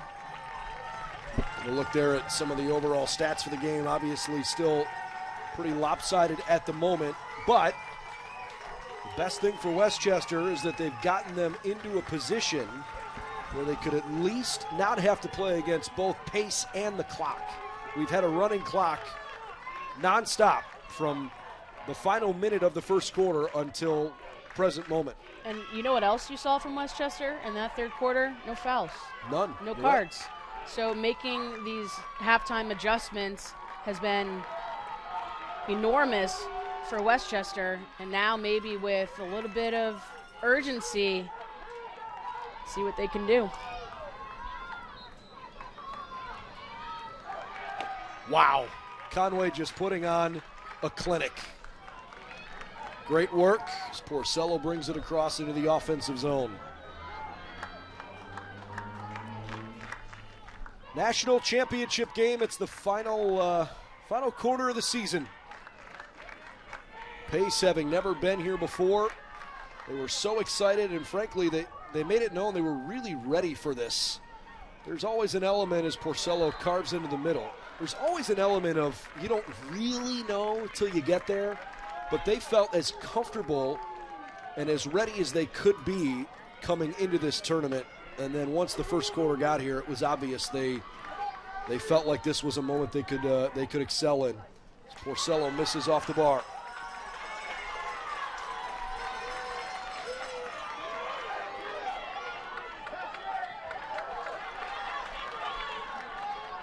Westchester on the move, so critical. And they do it! Oh, that's huge for the Golden Rams. Back down to 9. Meg O'Donnell. Monagle with the assist. Full team effort here. You see them pushing down with so much speed coming from their defensive end, and we know what Monagle can do. And she says, sometimes I just throw it in there because I have the trust that my teammates are going to be able to receive the ball. And that is exactly what Monagle is able to do. Finds the stick of Meg O'Donnell, who was huge in that semifinal matchup against Grand Valley State. Had a couple herself. Now you start to feel the confidence of Westchester. And speaking with head coach Ginny Martino about how they were able to hold off a Grand Valley State late game comeback, which they're known to do in the fourth quarter. She goes, yeah, you know, the girls were talking about it, they were concerned about it, but you're like, hey, we're a good fourth quarter team, we're a good late game team, and making sure that you have, you know, the confidence in your play and late game execution.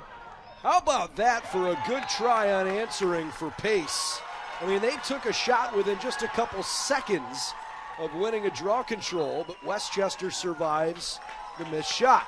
And this is where Westchester can be successful. If they can get the initial outlet pass into the midfield quickly, like with under 2 seconds, that allows them to push through the midfield without being harmed by pace in regards to slowing the pace down or getting a turnover. So not only the stop, but how Westchester now has been able to settle on their attack with speed. Stanislausek with the ball here. Good defense. By the way, keep your eye on 14 in white. Hannah has a 44-game goal-scoring streak entering today's game. She has not been held scoreless in a game since the 2021 PSAC Conference semifinals against East Stroudsburg. She has scored at least once in 54 of her 56 career games entering today. She does not have a goal quite yet. She's had a couple of really good looks, though. And Pace is mindful of her. They have to make sure that they're underneath when Stanislausek is dodging toward net, and also that you force her into the middle and ask for that slide and that help in your defense and continue to push her out. They were able to close her down on that last possession. Good shot. Westchester with as much momentum right now as they've had all game. They've got some mojo back. It's down to 8. A team that's playing with the urgency, but also the capability to finish the plays, whether they're starting in the defense on the stops or they're carrying through transition, they're finishing their work. That gives you a lot of confidence and motivation.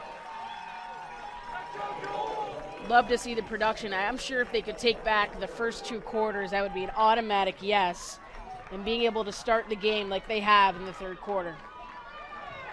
First time all game we've seen Pace all of a sudden trying to figure it out a little bit. They've obviously had the benefit of the clock on their side. They led this game 15-2 early in the 2nd quarter. They continue, though, to perform well at the draw circle.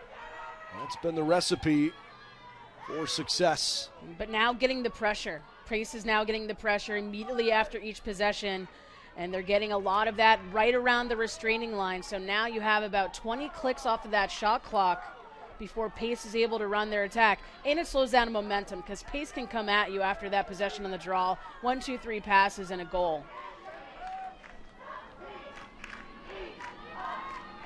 I will say, though, I haven't really sensed any complacency out of the setters, despite the fact they've been playing with what at one point felt like an insurmountable lead. And now Westchester's going, well, this is still doable.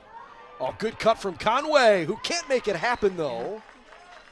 I think the defense for Westchester is just making it difficult. How many shots now have we seen Brennan in the 2nd half where it's off frame? And Gore is just making herself big, taking away. Good answer. The setters finally back on the board. It's been a bit. But a goal for Emma Rafferty.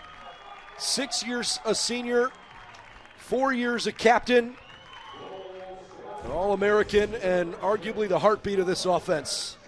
Gets it done. Able to take it in, sees the defense just outside the goal circle and gets that shot off quickly. Finds that low bouncer to the opposite post. Emma Rafferty, and not just her performance, but her enthusiasm, I think, is one of the more enticing and invigorating parts about how she plays. I mean, this is the teams on both sides. They just get so amped for each other while the other person is doing well. It's no person you see on the field is individual in how they play and how they think. Cohesion among both parties. By the way, Angelina Porcello is 1 goal shy from tying a national championship game record. 3 times so far in tournament history have we seen a 6-goal performance in the championship match. As this one goes to Westchester. And you saw all of that hustle coming from Stanislausek. Gotta grit your teeth and fight as hard as you can. Free position coming. Lindsay Monacle is just taking It's on Porcello. his team on her shoulders to try to mount this comeback. She's all over the field. Pace is really zoned in to Monagle, and now she can dictate this attack. Love to see the leadership of Lindsay Monacle.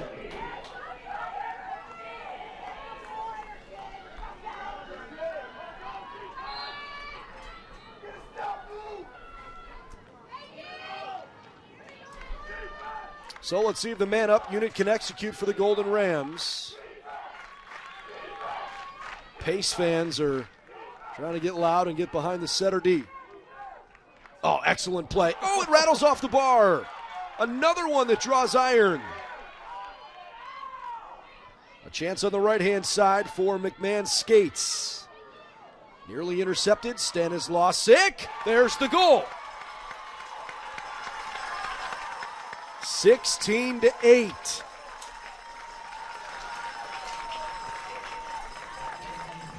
Excellent feed here, too, coming from Monagle. When you're going against a high-pressure zone, those skip passes are on.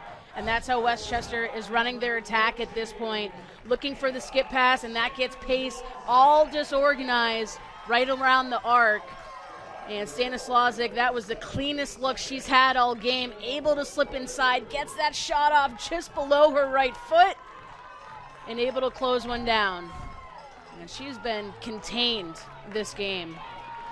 So she knows that her chances are going to be really slim when she possesses the ball.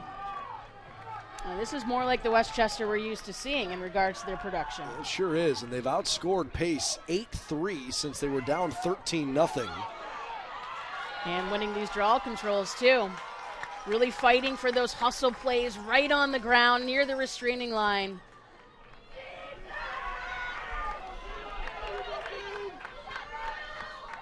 Monagle looking for a cutter, lobs it over the top. O'Brien up top, Stanislawczyk dropped it. Good little cut, Littlewood. No shooting space. Monagle spins, and she unfortunately stepped into the circle. Barely. Yeah, she tried so hard to stay out. Oh, she pulled that move off earlier in this game, but Pace defense putting a lot more pressure on that goal line extended.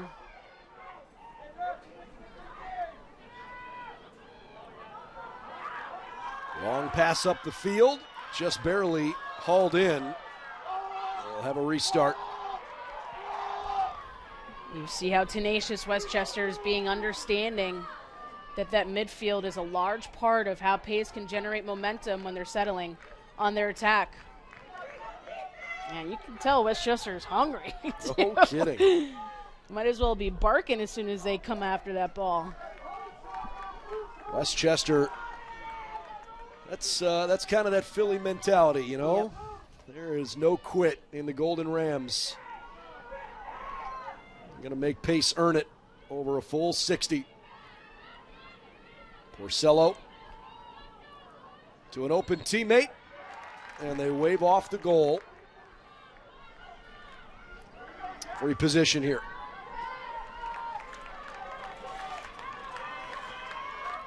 By the way, no team has scored more than 17 goals in a national championship game. Denial there, nicely done. I will stand on this all the way till the end of the game and then some. I think Jessica Gore is playing extremely well despite what the scoreboard says.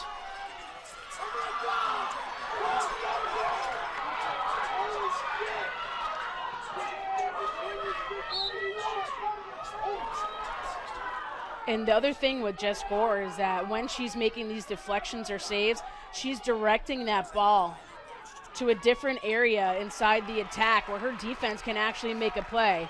I mean, on both ends, you're seeing remarkable goalkeeping.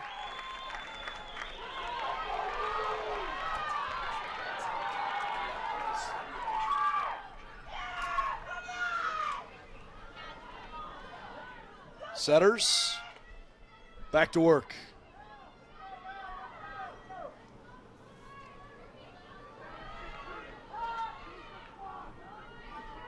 And if you're Pace in this situation, you really want to understand how the clock is at your advantage. With a fresh 90 seconds, you want to move that ball around, be able to take some time off of the shot clock. And this team has the composure and the maturity to be able to really utilize that to their most advantage. Porcello with a good pass.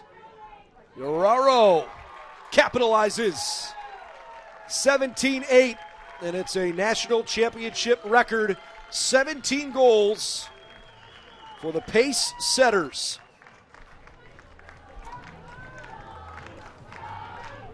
Jolie Urrero had 5 goals in the Friday semifinal against Florida Southern, a player that just has good understanding about how to move her defense. Excellent shot selection coming from Urrero. Doesn't have a lot of height on her, just 5'3", so she really has to find ways in which she can be creative. Once again, LIU Post in 2017, or I should say in 2012 actually, with a 17-16 win over Westchester. That was the most recent of the 3 times that a team has scored at least 17 goals in a national championship game. So with one more, Pace would set the record by themselves. Largest margin of victory, by the way, is 13 goals. Obviously, with a nice comeback attempt here from Westchester in that third quarter, they've cut into that a little bit. That came from a conference foe for Pace when Adelphi beat Limestone in the 2011 title game, 17-4. And we are on Porcello goal watch. She's got 5. They all came in the first half. If she can score a 6th, that would be the 4th time that anyone has ever scored at least 6 goals in a national championship. This has been a pretty competitive game from the second quarter on, but Westchester did not come out ready to handle what Pace could do with the draw control circle. They were forced to play a ton of defense early. It's not that they weren't capable. Pace just executed better. That one goes wide right, has certainly scared the goal. Pace paying a lot of attention now to Monagle, putting that pressure on directly behind the net, knowing how much she can direct this offense. 17-9. Stanislawczyk, her second. It's just a simple 1v1 situation, too. Stanislawczyk can wear you down as an attacker as the game continues to wear on. Just really accelerating toward net. Great feed coming from Monagle. Stanislawczyk just barely finds inside of that 8-meter and is able to place a nice low shot. Look how quick she is with her hands. It's not just her body and her feet that can move with speed. Just incredibly gifted athlete. Really has all components. She could be great at whatever she does.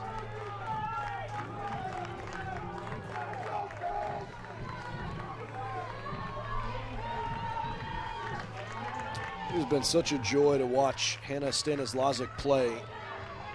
There's just an element of, you feel like if you're a Westchester fan, you're trying to do the math. You're like 8 goals, 6 minutes. Your heart's telling you it could still happen. Your head's telling you, man, it's going to be tough. I think these next couple minutes are critical, and it's got to start right here at the draw circle. Taylor O'Brien doing a great job there initially with getting the ball into a space where they can make a play, but I think in the second half here, Westchester has done a great job in winning some of those possessions, and that really takes Pace out of rhythm, right? If they're not winning those possessions off of the draw control.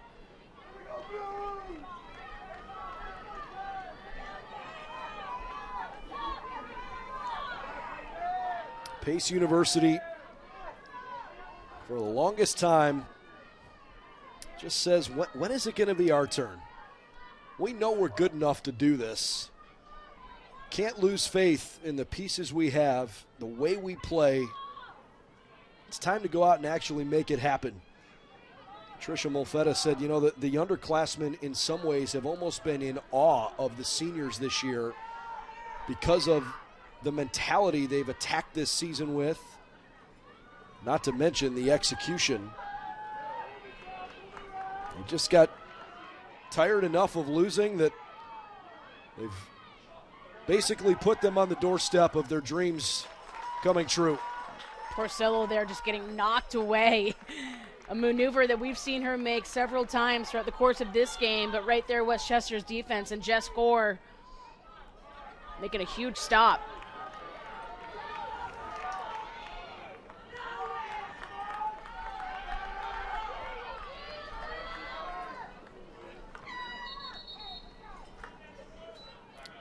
Timeout called for by Westchester. Jimmy Martino with 4:16 left in regulation. Calls timeout. Hannah Stanislawczyk needs a second to catch her breath. You know, maybe that's a good time to bring this up too while we have a break. The fitness of this Pace team, it just doesn't feel like they ever get tired. You know, the slower moments today, to me, are more emblematic of let's milk the clock than they are, we need a minute to catch our breath. And also, they don't rotate on and off the field that often. No. What you see with the starters on the field, I mean, they stay on the field for the entire 60 minutes. And at times when this team plays, it's not that it seems tireless, but it looks like it comes naturally. And I think when you look at the players that have been playing together for the number of years they have, you know, that really speaks to how well they can gel as a team, your off-season conditioning, and also what this team had to say about their head coach and Tricia Malfetta and the fact that she listens to us. She's really behind us. She supports us. She listens to us. So there's a constant communication and evaluation among the coaching staff, between the players, that has allowed this team to reach this point in the national title game, years in the making.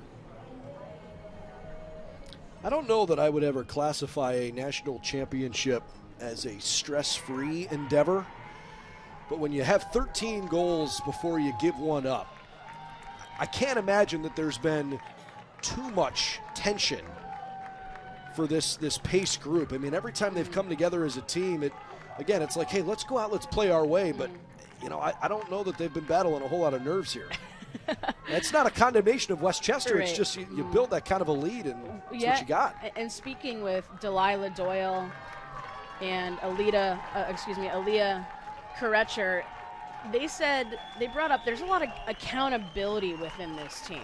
So, you know, the player next to you is expecting you to try your hardest, work your hardest, hustle your hardest to make yourself better and to make your teammates better. So that expectation with this group since they first stepped on campus in the fall has always been the expectation. And you can only make your team better by doing everything that you can in your power to improve your game.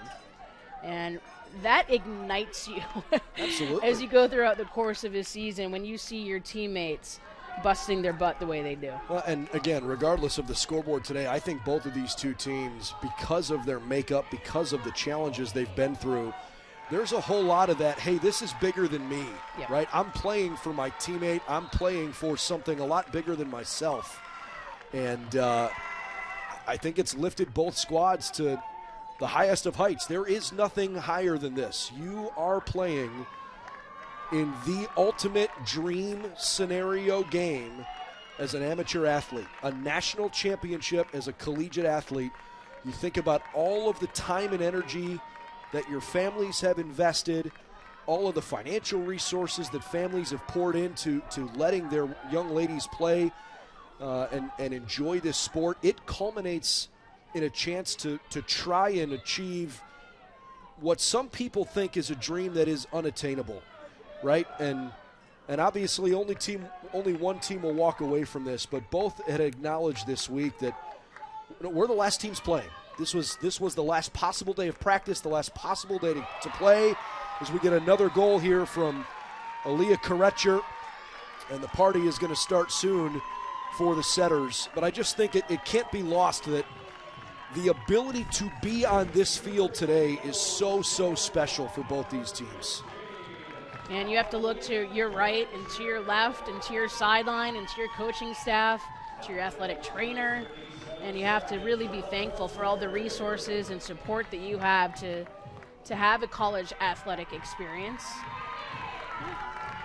That looks a lot like New York, doesn't it? That looks like Broadway right there. Oh, I love it. 18-9.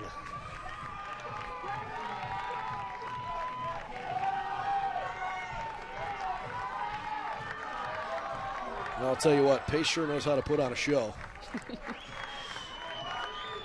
They are show stoppers all over the field, frankly.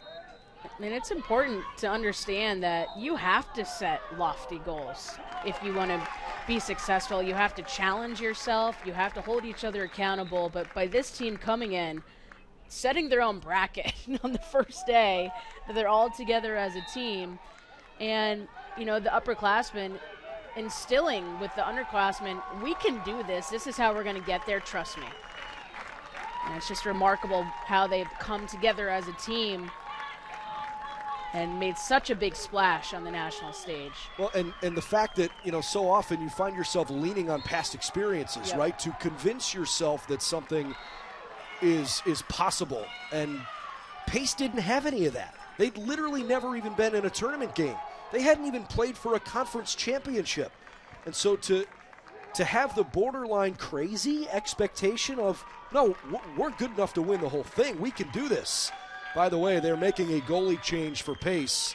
So Sammy Tangway is coming off the field, and the setters are going to get an opportunity to at least get another name in the box score. Ashley Bellafour, the junior, is coming on with 1:57 to play. You see Ashley there on the screen. You got to have supreme self-confidence to believe that you can do something that's never been done before with your school.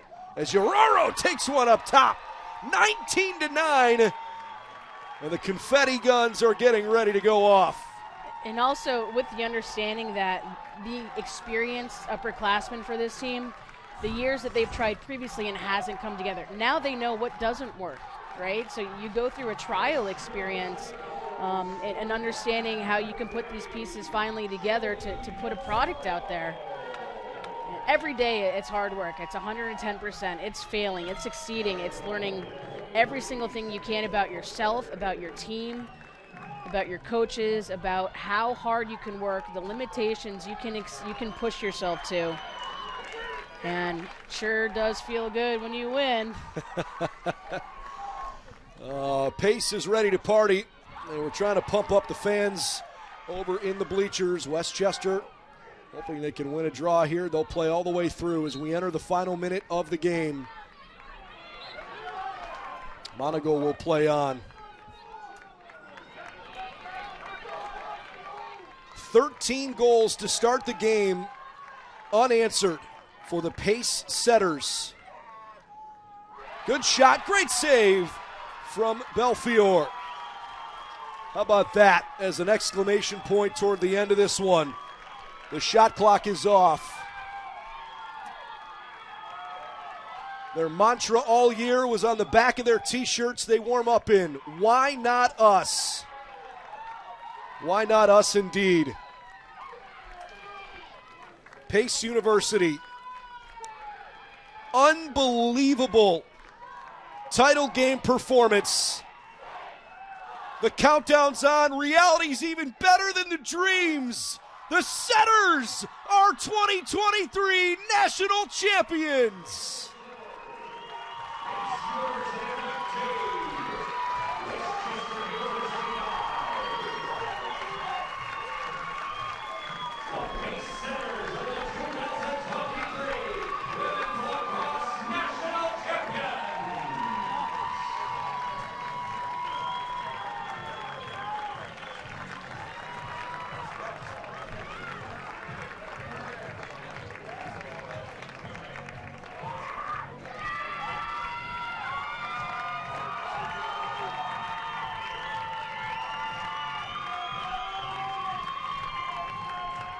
Team that had their sights and hearts set on reaching the national championship, and the style in which they did it completely embodies what this Pace program is all about. They've talked about playing their brand of lacrosse. I think after this year, we're going to have a pretty good idea about what the brand of Pace lacrosse is all about, Brendan.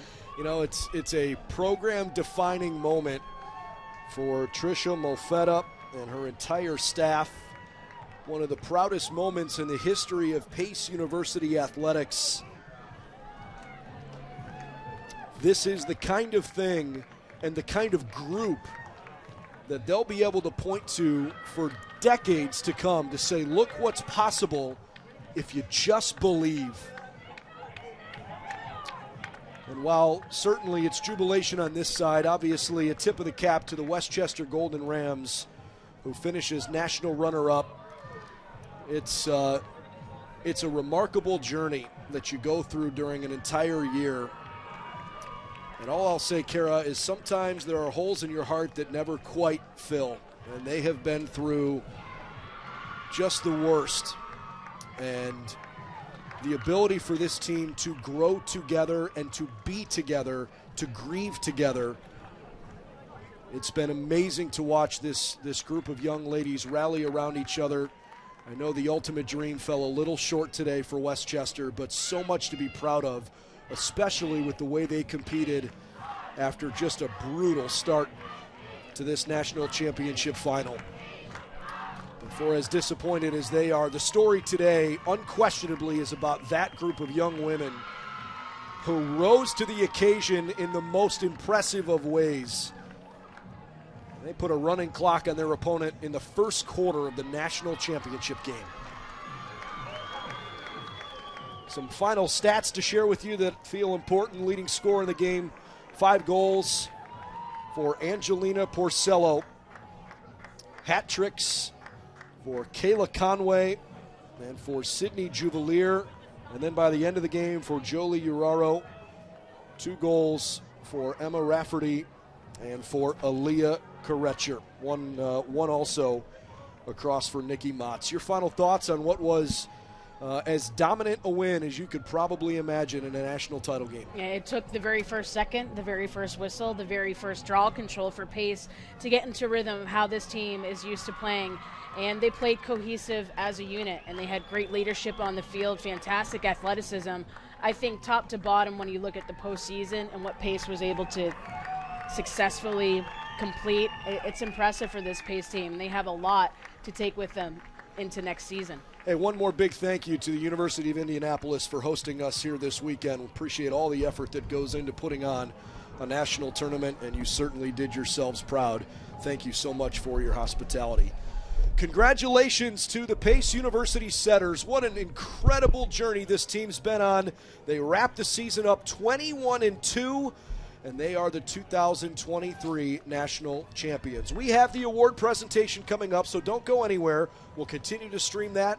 But for Carol Lentz, I'm Brendan Gulick, and on behalf of our entire production crew, thanks for joining us this afternoon in Indianapolis. The Pace Setters, they did it. They won 4 games in a row in their first ever trip to the national tournament. They're the last team standing, the 2023 national champs.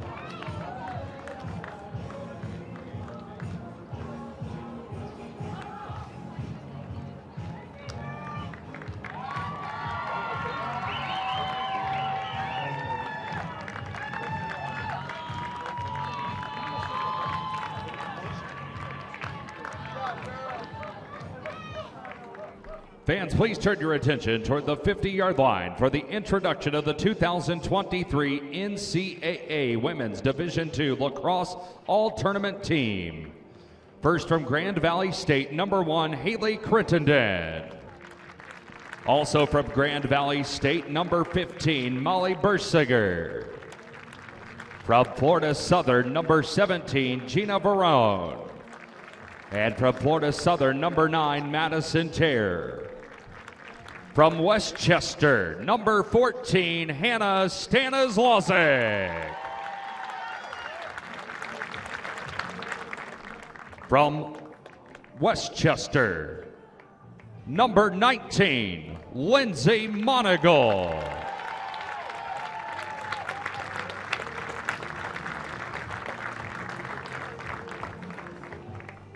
From Westchester, number 27, Jillian Peters.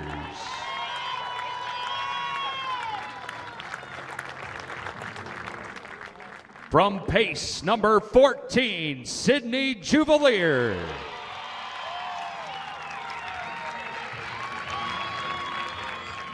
From Pace, number 15, Aaliyah Courager.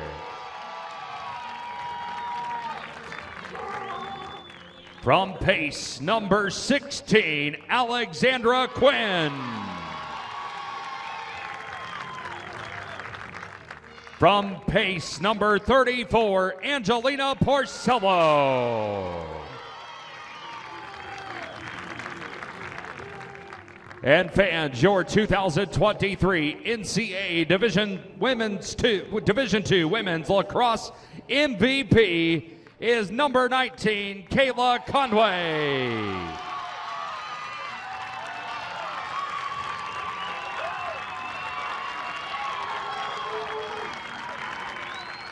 If we could please have the all-tournament team stand at the 50-yard line for a picture.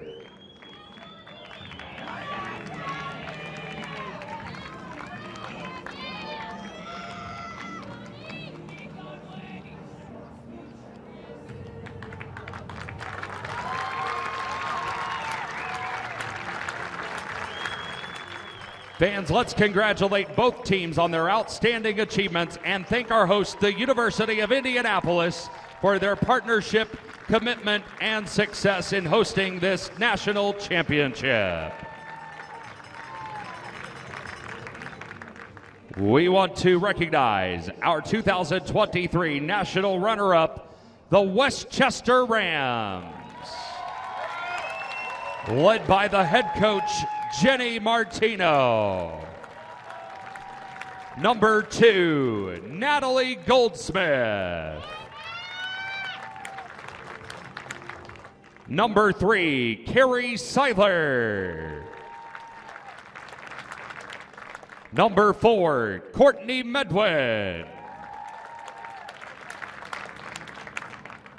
Number 5, Kara Stewart. Number 6, Elena Mandato. Number 7, Mia Bellhart. Number 9, Meg O'Donnell. Number 10, Eliza Enriquez. Number 11, Carrie Barnett.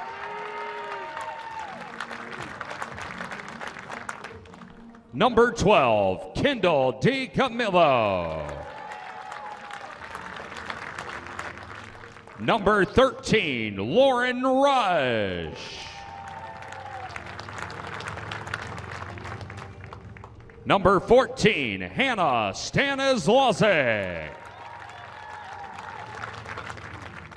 Number 16, Katie Byrne. Number 17, Brenna Smith. Number 18, Julia Littlewood. Number 19, Lindsay Monagle.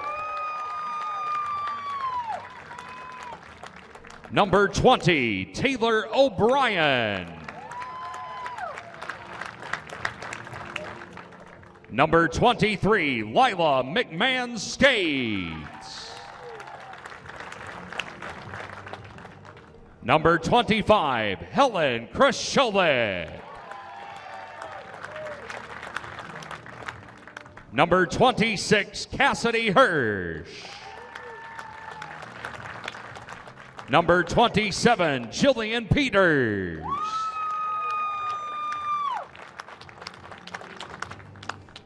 Number 28, Emily Williams. Number 29, Madeline Edinger. Number 30, Grace Frasso. Number 33, Alexis Smallwood. Number 40, Jessica Gore. Number 41, Peyton Hagee. And number 43, Ellie Hughes.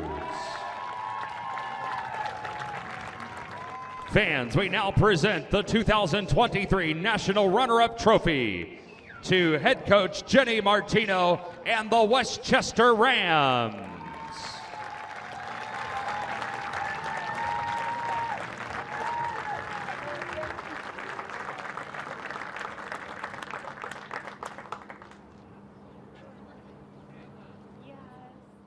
We now present the national champion trophies to the Pace University Setters. Number 0, Jennifer Summer.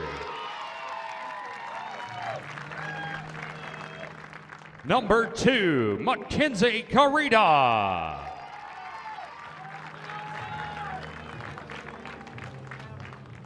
Number 3, Jolie Uraro.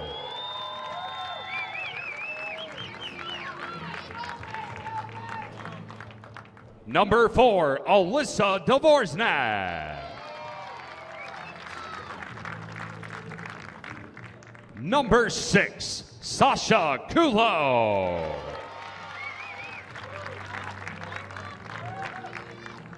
Number 9, Delilah Doyle.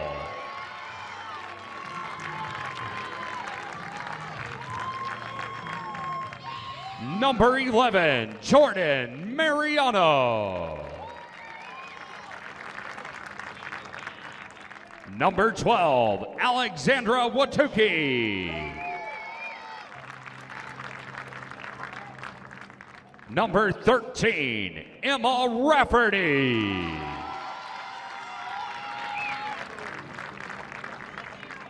Number 14, Sydney Juvalier. Number 15, Aaliyah Corriger.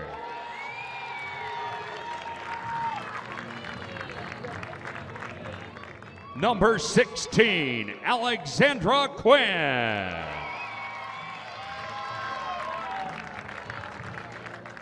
Number 19, Kayla Conway.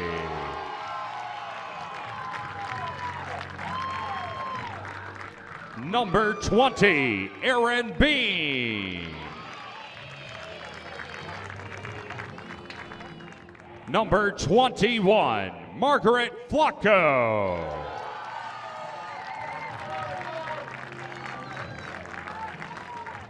Number 22, Natasha Francina.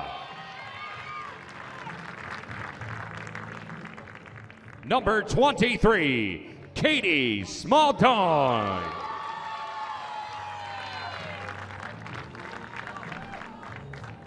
Number 26, Lindsay Gelderman.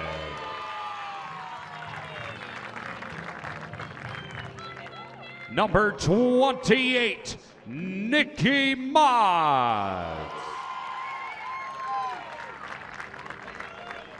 Number 29, Alyssa Wolf.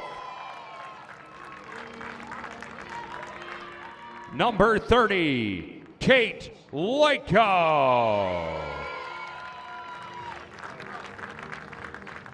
Number 32, Juliana Fabreo. Number 34, Angelina Porcello. Number 35, Ashley Belfiore. Number 44, Abigail O'Connor. And number 72, Samantha Tangway.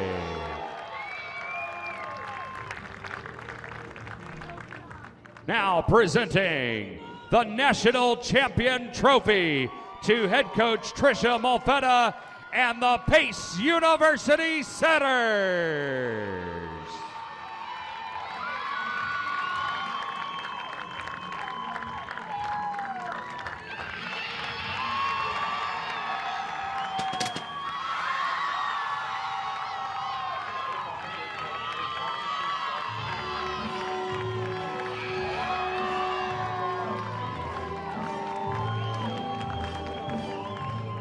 Once again, congratulations to our national runner-up, Westchester University, and the 2023 NCAA Division II Women's Lacrosse National Champions, the Pace University Setters.